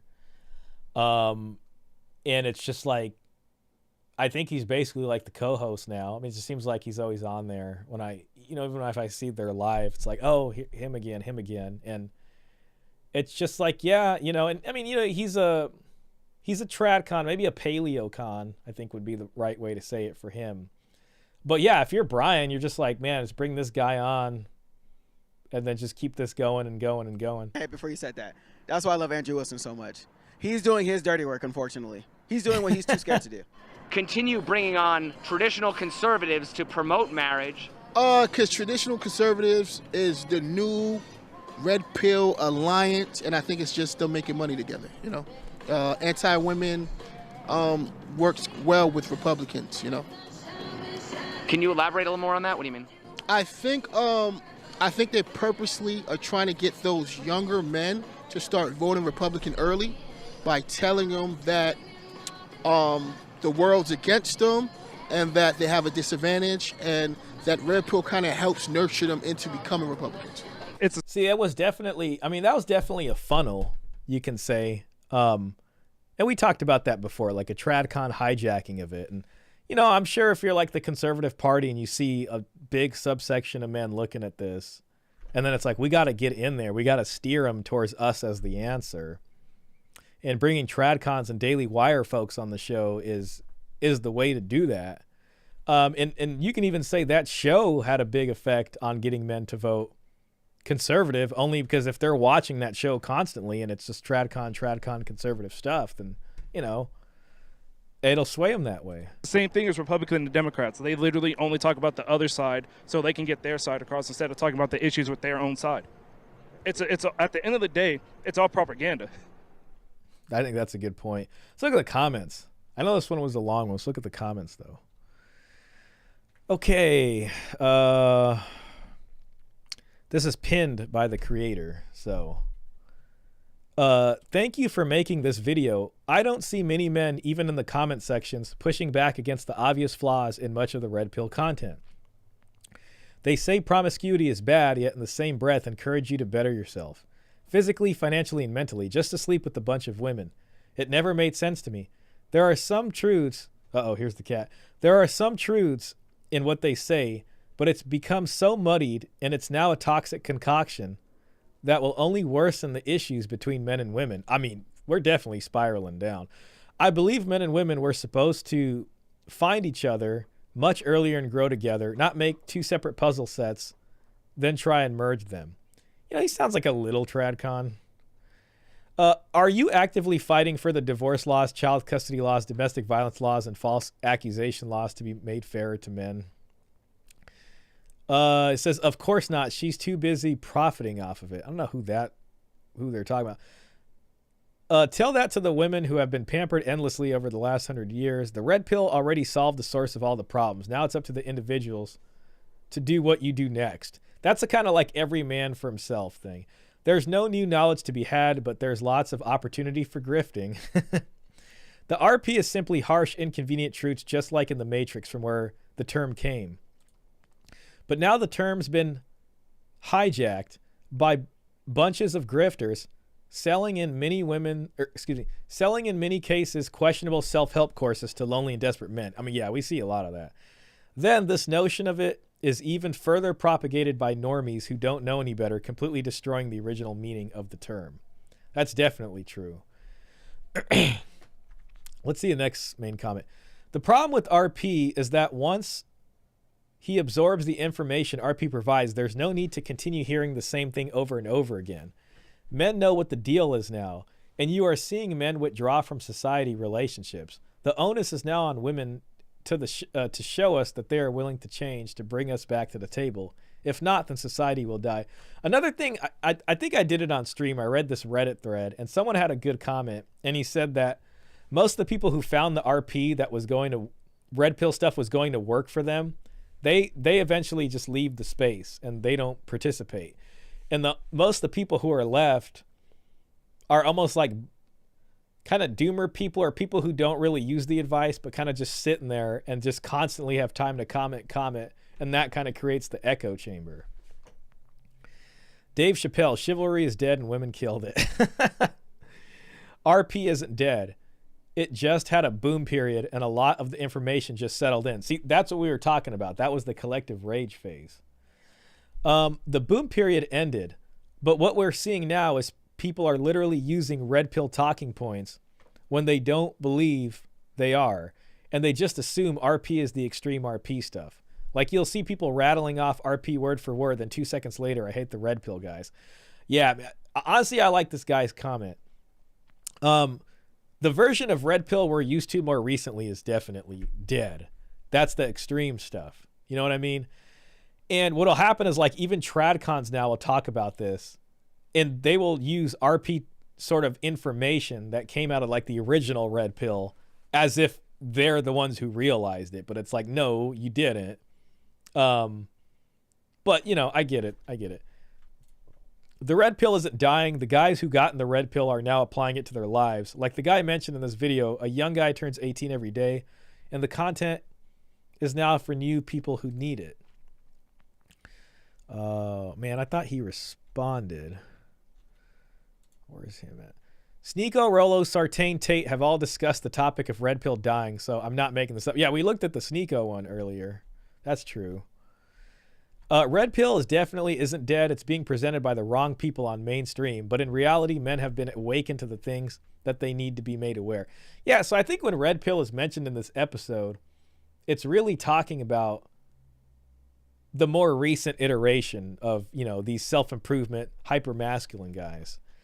The truth cannot die even if people find it painful to hear. Majority of these answers were wrong. Too many betas answering. I don't know how I feel about that. The red pill didn't die. You ever hear of quiet quitting? RP is literally just awareness. Red pill simply means how you see the reality of life. It can apply to anything. Red pill about relationships, career reality, family court reality, and government power over us, and the corruption therein. Red pill really means seeing reality. That's like the original red pill usage in common parlance. Like when Candace Owens, her Twitter handle used to be like red pill black. Like it wasn't like red pill manosphere stuff. It was just, that's what red pill meant literally from the Matrix movie. Men do not owe their better version to anyone. Men should improve themselves for the sake of improving, not to solve women's problems. A white dude telling black dudes to get a vasectomy is crazy. Let's see. We'll read like one more. Red pill isn't about women in relationships. It has been hijacked into that direction. Originally, red pill was about being aware of life. Example, no one is here to save you. Being wealthy is better than being average. Exercise, don't be fat. Most women want winners. Stop being dumb and be something of success. That's the red pill. Seems like, you know, some of the comments are like not about it, but I think enough guys are being realistic about it. I will say that it's commendable that someone's challenging the red pill in this way. I mean, his channel's called It's Complicated, so I mean everybody can get some of that smoke, you know what I mean? Like nobody is exempt. And as quote unquote red pill logical people, the red pill shouldn't really be afraid of being questioned. But I do think some guys, here's the cat. I do think some guys have this emotional thing with the red pill because the red pill was there for them when they're in this tough time. So like a lot of their favorite content creators, like, you know, Rolo or whoever's mentioned in here, you know what I mean?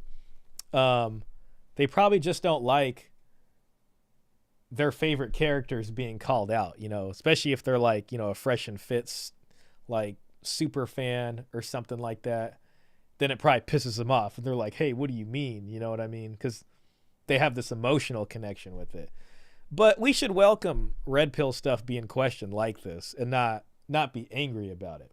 You know what I mean? But I think a lot of people might feel a little like threatened by that. But, you know, it's complicated video for you. And, you know, that's what he does. Man, I did want to save, well, I kind of wanted to go over that Reddit thread about the Tradcons hijacking red pill, but man, I think I'm getting kind of tired. Only 2.5 hours. Right before this, I was out just having a good time. I was at my buddy's house and he was making all kinds of food. And I was flying my drone over the river. I got a bunch of cool shots of the river. Let's see. Elena says, it's healthy and good for the RP to be challenged. Even better if it challenges itself.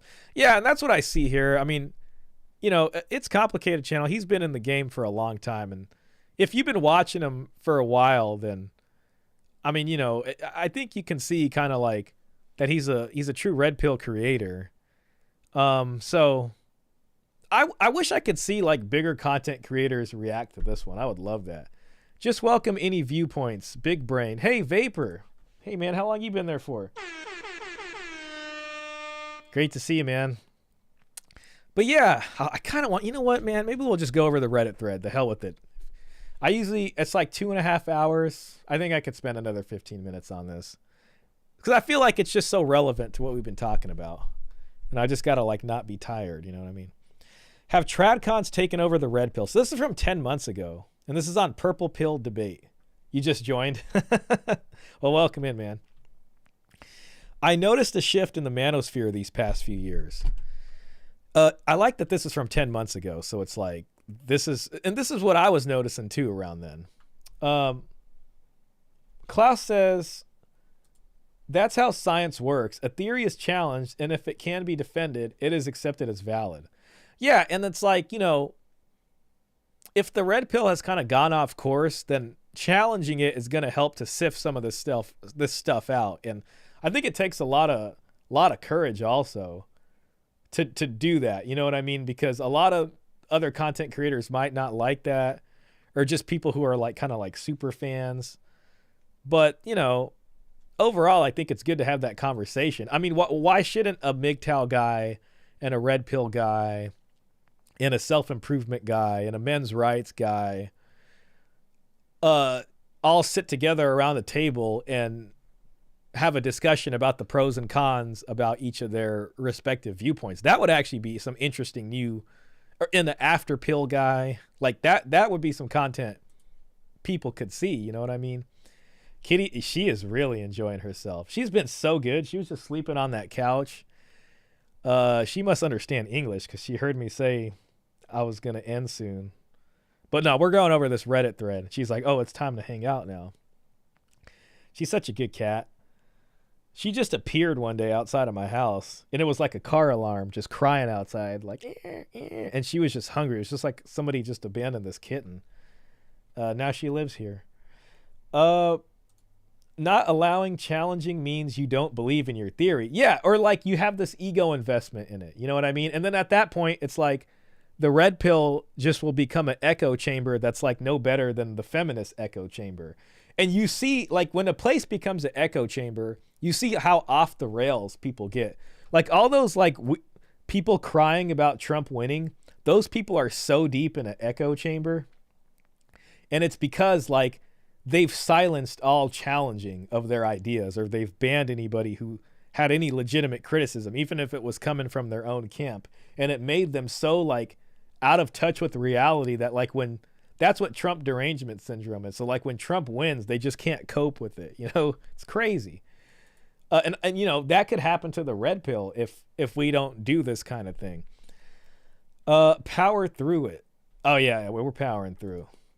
I really want to watch part 2 of that Dowry film. Very good film. We are going to find out who has the courage, and it's not who we think. Yeah, that's true. So let's read this. I've noticed a shift in the manosphere these past few years. It used to be PUAs, sleeping with women and spinning plates were the dominant part, but now it seems like Tradcons who promote traditional values and finding traditional women is the main thing. And this is true. Like if you're on the subreddit back in like 2012, 2013, it was late 2012 that it was made. 2014, like this is what we're talking about. You know what I mean? Like sleeping with, you know, spinning plates. That was what it was about, you know? And that would have been different from like the men's rights MGTOW side, who also used the term Red Pill. Sometimes it's hard to know who really came up with it first, to be honest. Because Paul Elam's A Voice for Men, which was more MGTOW, used Red Pill as a metaphor also. You can see that through movements like Passport Bros, rise in religious subcultures online like Tradcats, or support for far-right politics. Roosh V is a good example of this. Roosh V is like, he was one of the like old school guys. I think he had a website called like Return of Kings, but he was all about pickup and sleeping with women. And one day this guy just became religious and like left. Roosh V is a good example of this.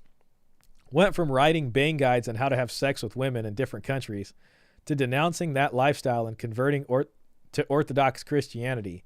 Andrew Tate and Sneako are another example of this phenomenon as well. As this sector of the manosphere is growing, I've noticed an increasing amount of reactionary opinions, particularly about women's rights, growing as well.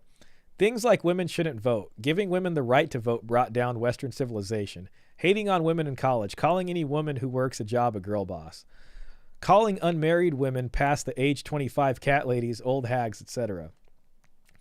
Speaking of cats, hey buddy, discussing women's body count and virginity more openly. These aren't just fringe figures spewing these opinions, but prominent, often RP, or it says RW influencers with millions of followers online. You even have politicians repeating this stuff.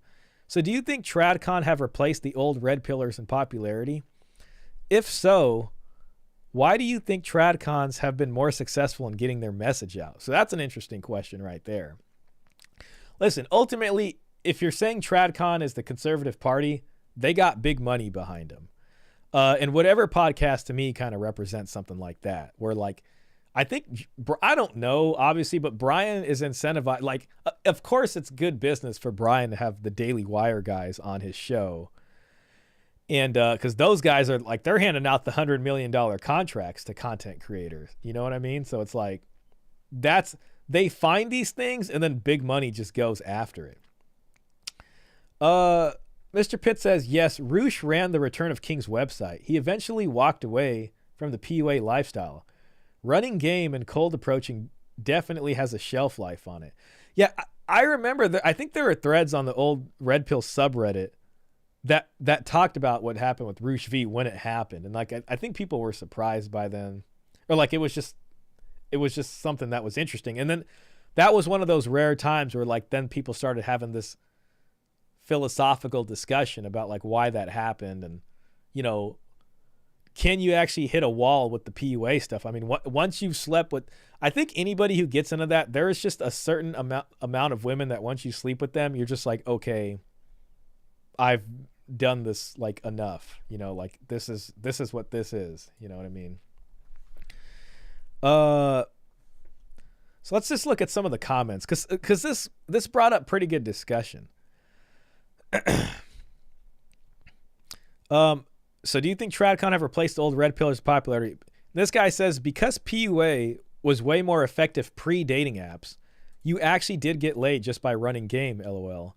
Post-dating apps looks are a way bigger factor, and more so than how alpha you can act, you're hard limited on how good you look. I mean, I guess as far as like swiping and pictures and stuff.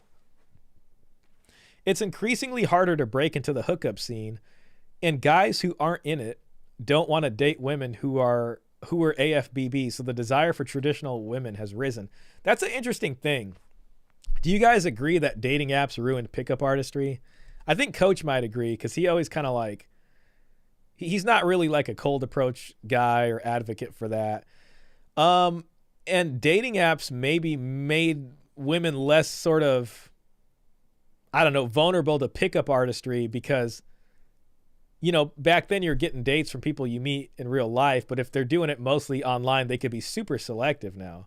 And I mean, you see this like club culture going down, like nobody wants to go to clubs anymore, or no one's really approaching anymore. You hear about that, like, oh, men aren't approaching. Well, maybe it's because PUA is just dead. Andrew Tate and Sneako are another example of this phenomenon as well. Oh yeah, nothing is more Tradcon than running a porn industry and stealing money from the women you use. And don't deny it. Tate himself bragged about how the women he worked with agreed to 50-50 partnerships, but then he'd steal an extra 20% and blame it on taxes. Yeah, he did say that on a podcast. He then talked about how stupid women are and that they'll just trust you. Totally Tradcon. He published the video himself. You can go find it. I mean, yeah, this is where the grifter stuff comes in. And Sneako is just a grifter who tries to ride on the successes of other men. He's done nothing for himself besides kissing Andrew Tate and FNF's feet. He's been described as the yacht girl of the manosphere. Both these people say whatever it takes to get money and fame. They're not Tradcons in the slightest. Correction, Tate says whatever it takes to get money and fame. Sneako says whatever other people are saying. I do think it's funny that people who follow Tate are often vocal about wanting a traditional unspoiled wife, forgetting he and his associates made their fortune off alleged pimping and trafficking. Someone says that's the desert warlord version of trad, I guess.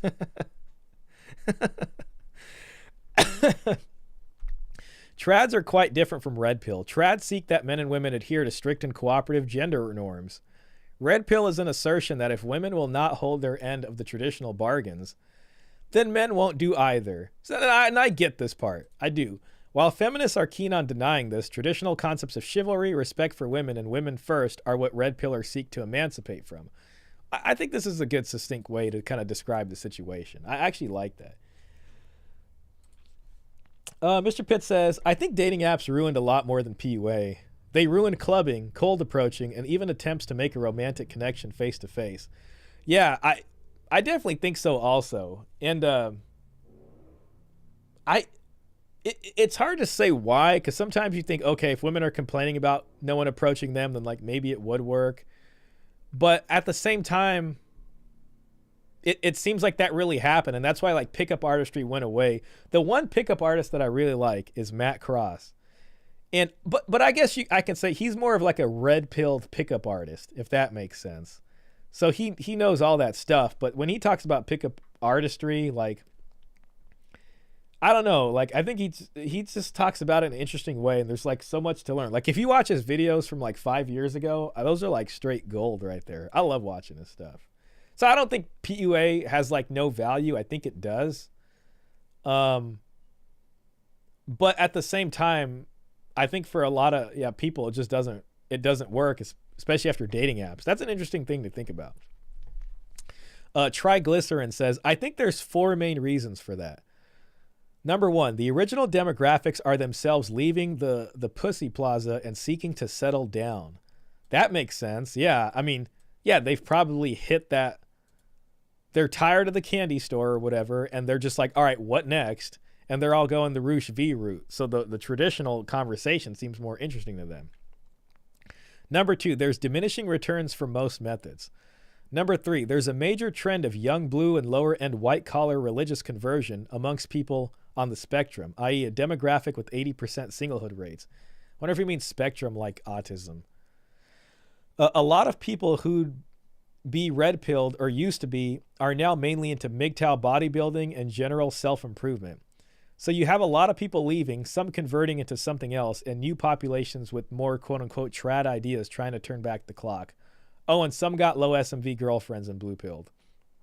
Care to elaborate on this ND surprise? Not sure what neurodivergent surprise, is that what he means? Bookish and slasher highly regimented movements are highly appealing to maidenless men, especially those on the spectrum.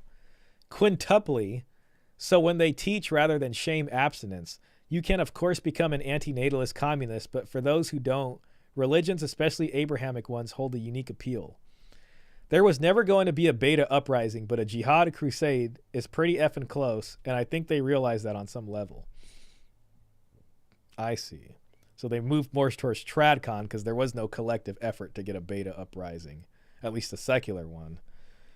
Elena says, why would you talk to a man in person at all when you can expose yourself to 10 guys and see who offers you a better lifestyle? Yeah, well, yeah, dating apps just offer this more efficient sifting or filtering for them to get like right to what they want the most, instead of having to do this like dance to try to figure it out. So if a guy can present on the dating app that he has all these especially superficial things, then I guess maybe it just saves a bunch of time for the woman. So then that makes pickup just more annoying because they're just so tired of like pickup guys maybe who may not actually have that or not.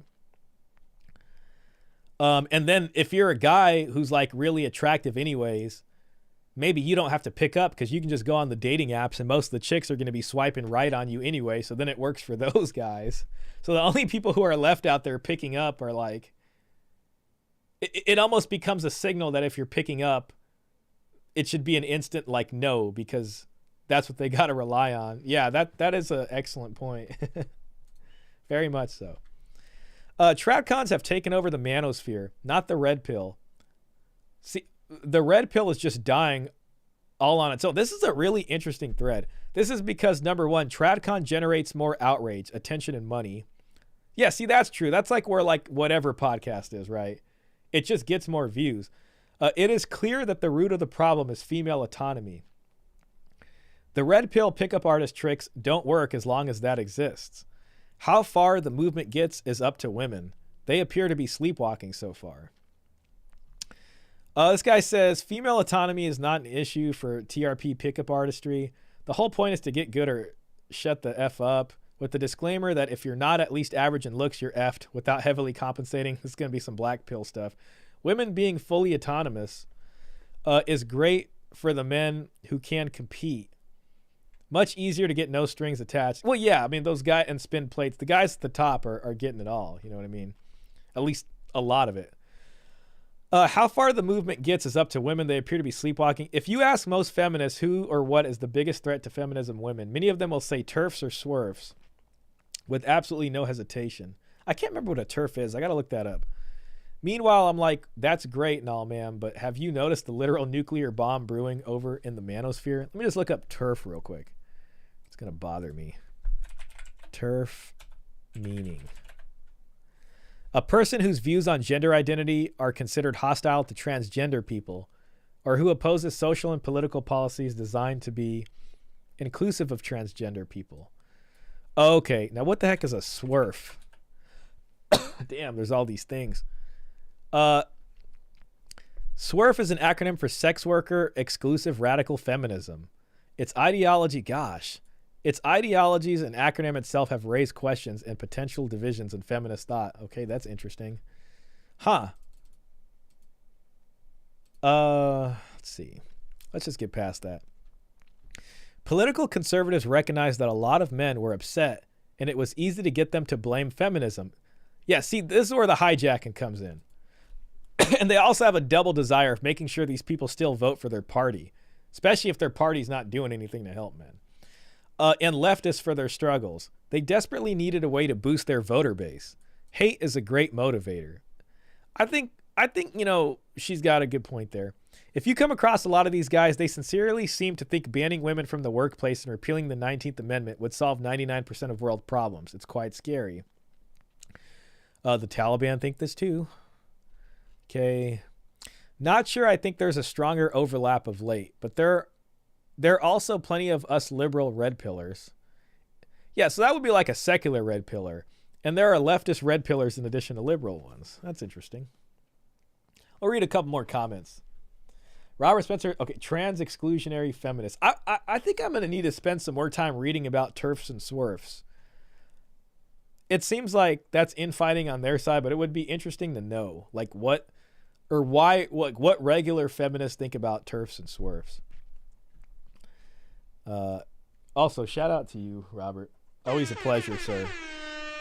Always a pleasure. I think the general idea used to be more about hacking social interaction. So this is exploiting biology, I think, which was problematic only when it came to stuff like negging or getting through last-minute resistance, LMR.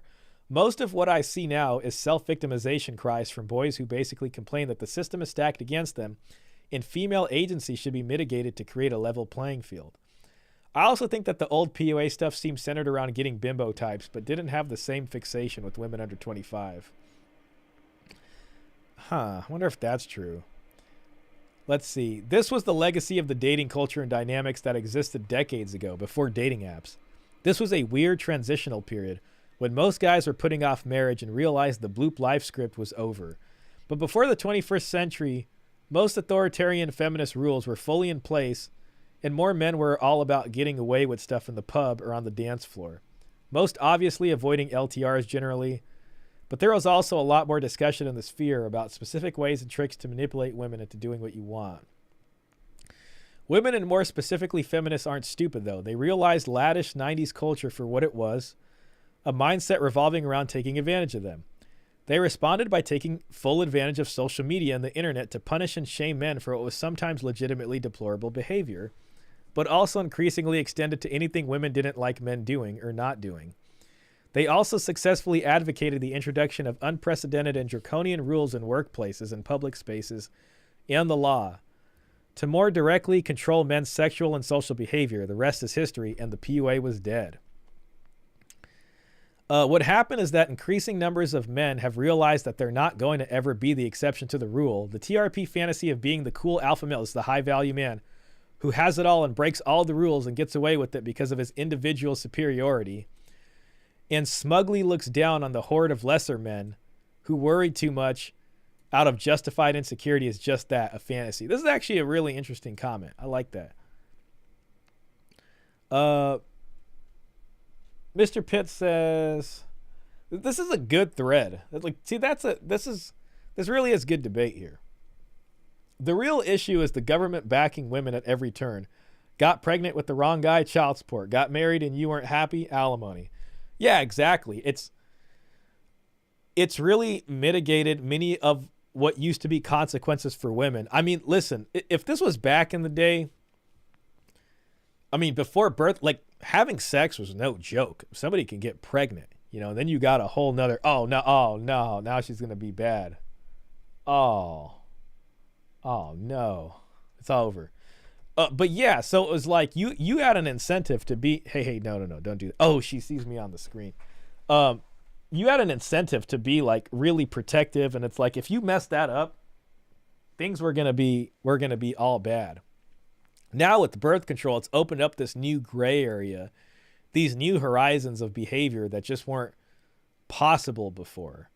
You know, so it's like there used to be real consequences, especially for women, especially before paternity. Genetic tests were like a nuclear bomb in this game.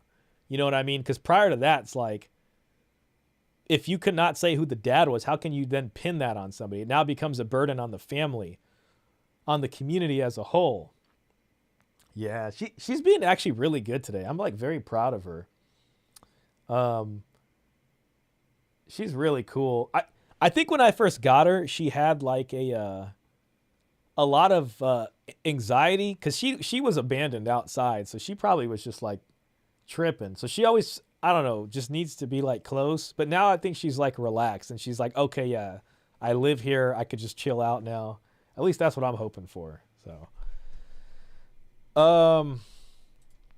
but yeah, anyway, so yeah, before all that stuff, so it's like these social conventions needed to be in place and these institutions like marriage to help mitigate what could be really bad consequences for women. But now we've done everything to mitigate those consequences. And it's just, you know, it's changed the entire culture, and it's got a whole different set of incentives, especially for women now. Let's see. I think she's ready to go eat. We'll read a couple more comments. The red pill of 2020 and maybe 2018 plus has been ruined with commercialization and grifters. I mean, yeah, capitalizing on the outrage. I don't see how anyone can openly back the movement anymore because it's no longer about raising awareness of men's issues. Yeah, there you go. It's just complaining about women or modern society, or selling this fantasy about, you know, the high value man. The most staunch supporters also tend to be good at avoiding accountability where men can improve or F up. All of this over the last 4 years. I mean, well, I'm thinking about like Walter with Daisy. All of this over the last 4 years just ruins all credibility of the red pill, which is unfortunate because there are legitimate issues. Just that now people talking about them get lumped in with types like Tate, Sneako, Fresh and Fit, and legit incels. I think that's a legitimate comment right there. Look at this. 10 months ago, it's election season. Nothing more, nothing less. Also, as we get closer to 2030, the number of single childless women will continue to grow, and with that, the growth will come more bitching and complaining. Bitching and complaining about what? Not finding economically attractive men, the wage gap, oppression. Damn, he came in with the straight facts. The same old talking points. You think only single childless women care about the wage gap and oppression? It's all they talk about. Are you serious? All right, yeah, we're just getting in this. Man, I want to stop reading these comments, but it's hard because it's interesting. Yo, Christianity Unplugged, man. Hey, welcome in. Glad to see you in here. We'll probably be wrapping up the stream here soon, but man, I'm happy you came in and said hi. I was watching you guys the other night. There is truth versus behavior. That definitely is true. Ooh, oh damn, oh man, she is trying to climb on me and claw on me.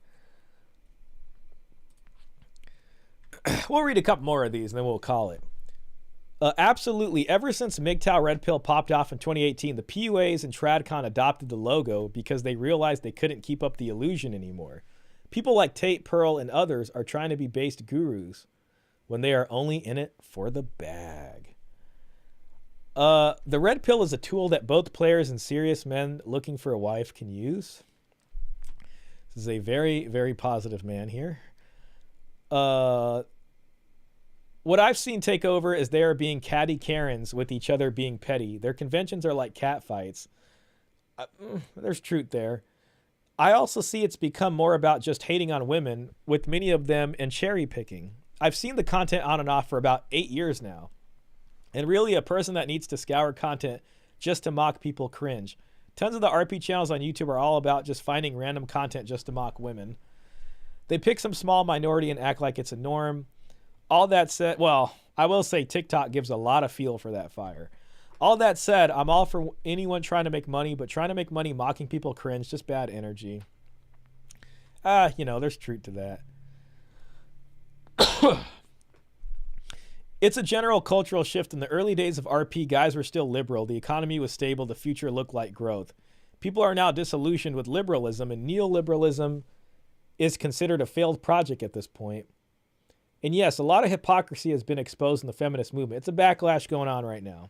I think this is a good point, too. The economics of it. All right, see what Divorced Dad has to say. Tradcons and TRP share similar values when it comes to misogyny. Content that blames women for problems is more popular than content about self-improvement. Such content appeals to both TRP and Tradcons, and so that is where the movement gravitated towards. Oh, yeah, so more viewership.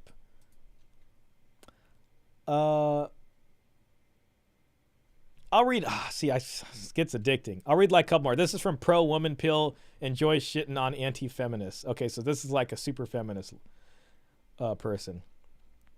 This is literally the entire reason I'm here. When Redpill was only a stupid dating strategy for losers, it had no impact on my life. You want to cosplay an alpha male and try to spin plates? Cool, do it over there. I'll date the men who aren't doing that BS. Now it's actually impacting my day-to-day life. The Venn diagram of men who are RP and voted for Trump. Oh God, this is 10 months ago, by the way. So this person probably made one of those TikTok videos screaming. The Venn diagram of men who are RP and voted for Trump and men who don't want me to able to access abortion. Oh God, this person has got mascara on their freaking pillowcase the last few days. Who don't want me able to access abortion even in cases of medical emergency. It's nearly damn circle. This isn't true. I mean, Trump even put out a tweet saying that he's literally for these exceptions. Same for the men who don't want me to vote and want me to be some simpering, submissive housewife with no future because economics. The men here represent an actual threat to my ability to live a decent life, and the least I can do is give them shit for it.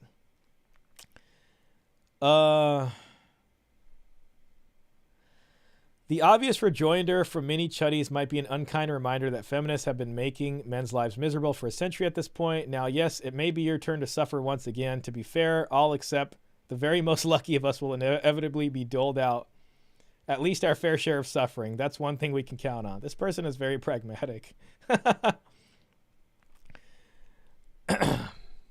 Plutarch is here too. Hey, shout out to Plutarch. Beep. I really got to work on my sound effects. All right, well, we'll read a couple more. I mean it this time.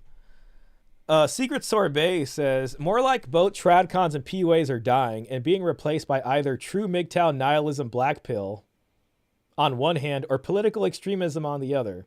Tradcon is dying because it's too obvious now that unless you are part of a tight-knit community of like-minded people, you are at the mercy of a hostile, if not vindictive culture and society if things go wrong. It's a LARP. You can kind of say like the Trad Wives, like that whole movement was kind of like a cosplay. It's a LARP, and so young guys are less likely to buy into it. PUA is dying because Me Too and the social media fishbowl means playing with women is becoming as dangerous as trying to be a Boy Scout. That's a good point, too. The whole Me Too stuff definitely put PUA in a bind. Specifically on Roosh V, he was getting too old for PUA, so he jumped to the Trad LARP grift out of necessity. So that's an interesting angle. And so does the whole, you can kind of say like maybe Roosh V hit his wall, right? Like Orion Taraban talks about men have a wall that they hit too.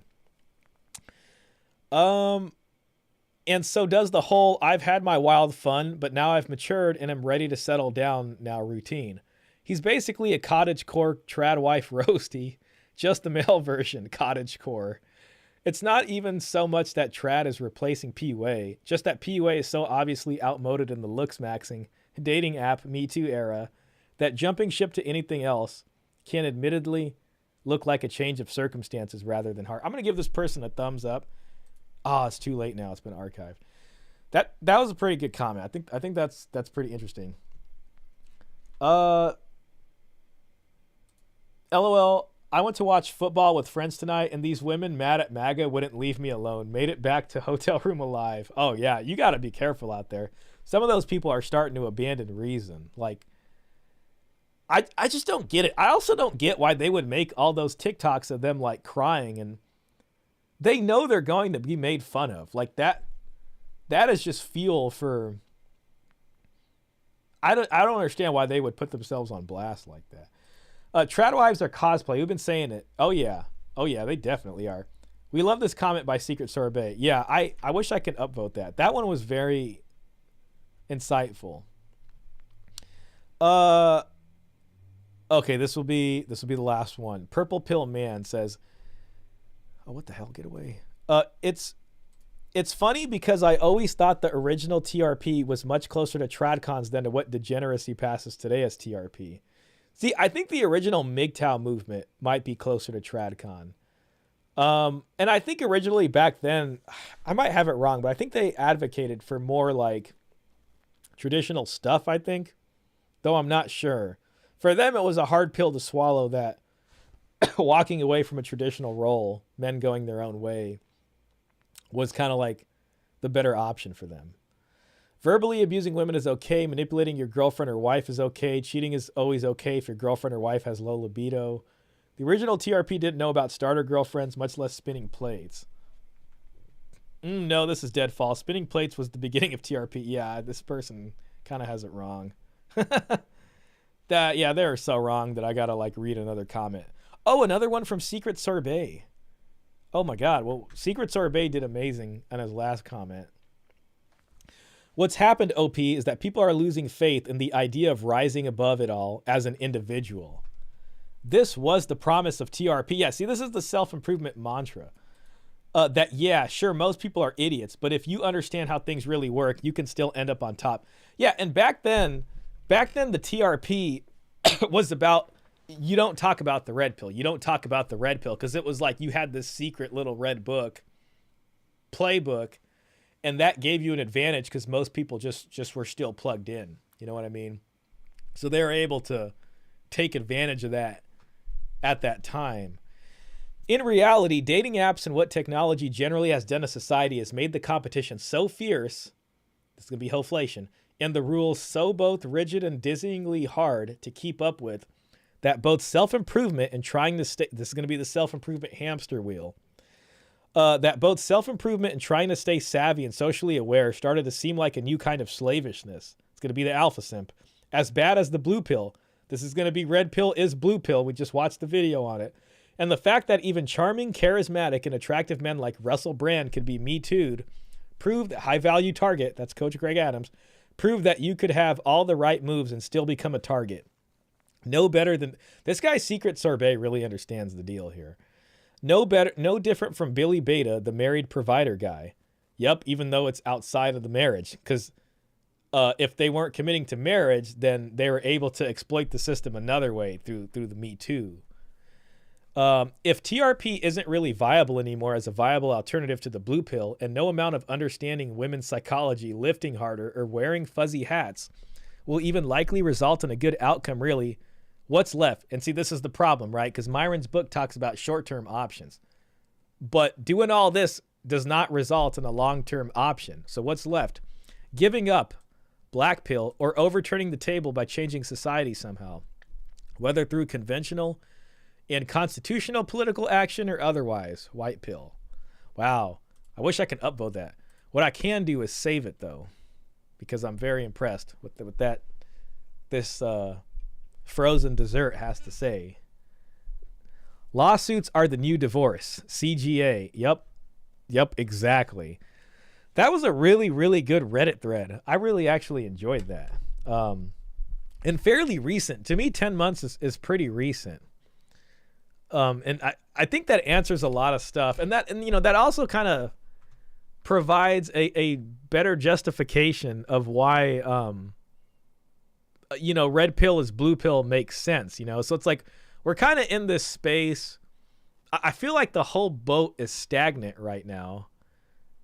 And it makes sense to question, is red pill really the blue pill? And it's like what Secret Sorbet had to say kind of explains that a little bit. It's just like with all these changes, it's almost become like the new blue pill. So what happens next? You know what I mean? Which is going to be exciting to see. It is about living out the truth and protecting yourself. It's not about being hurt or playing the game. Yeah, I think with the protecting yourself and the leverage thing, kind of one of the problems that people run into is like, being overprotective. Now you're afraid to leverage at all. And it's become so harsh that you kind of just get stuck in this place. And there's the other problems of like isolation and all that kind of stuff. I really hope that this leads to some kind of new collective action from men. I think that's the only thing that's left at this point. Self-improvement isn't going to work.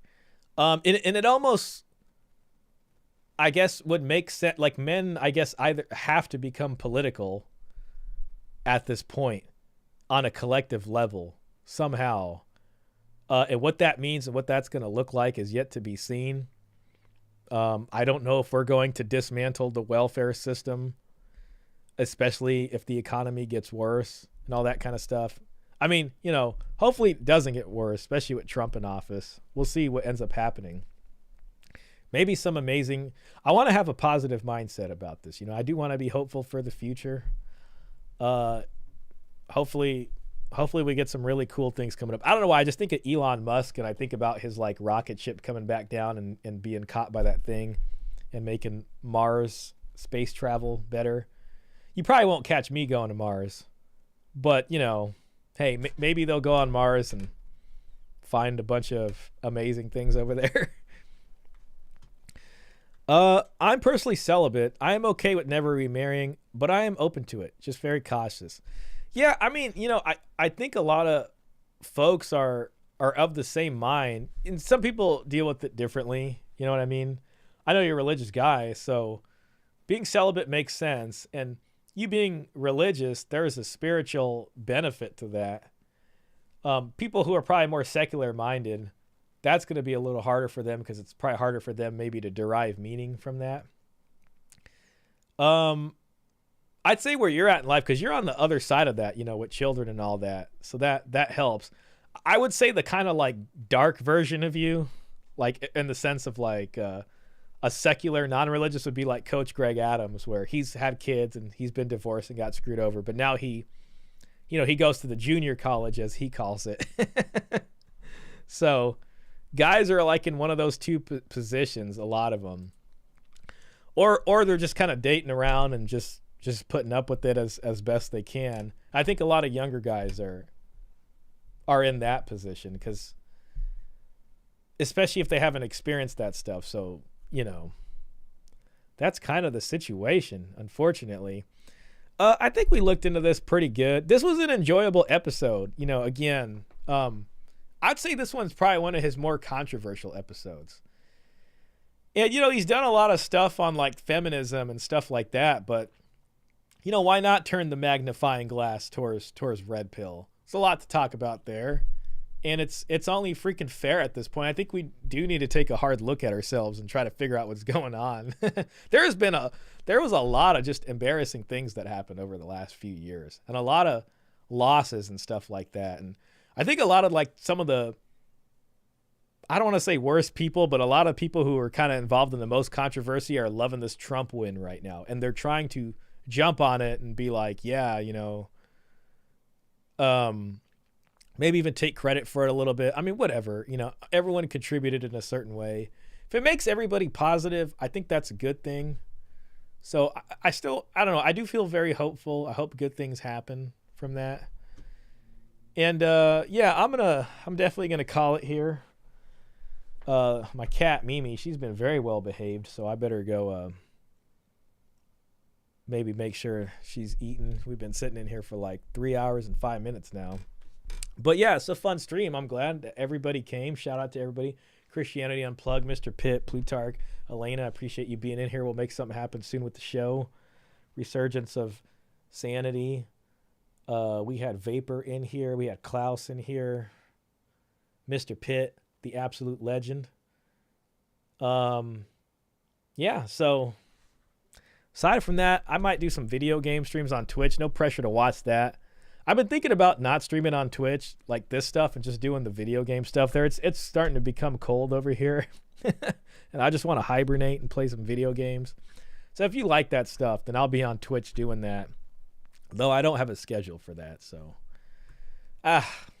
we'll see what happens. But I'll catch you guys later. Appreciate it. And I hope everybody has an amazing Sunday tomorrow and enjoy the rest of your weekend. Thank you, Shah, and everyone. Amazing live stream today. I'm glad you guys really enjoyed it. I had fun with this one. I had a lot of fun. I knew this episode was going to be like interesting. I mean, that title was already like, what the heck? So I'll catch you guys soon. Maybe we'll even get a Wednesday stream. Probably not. It's probably going to be next Saturday. And we'll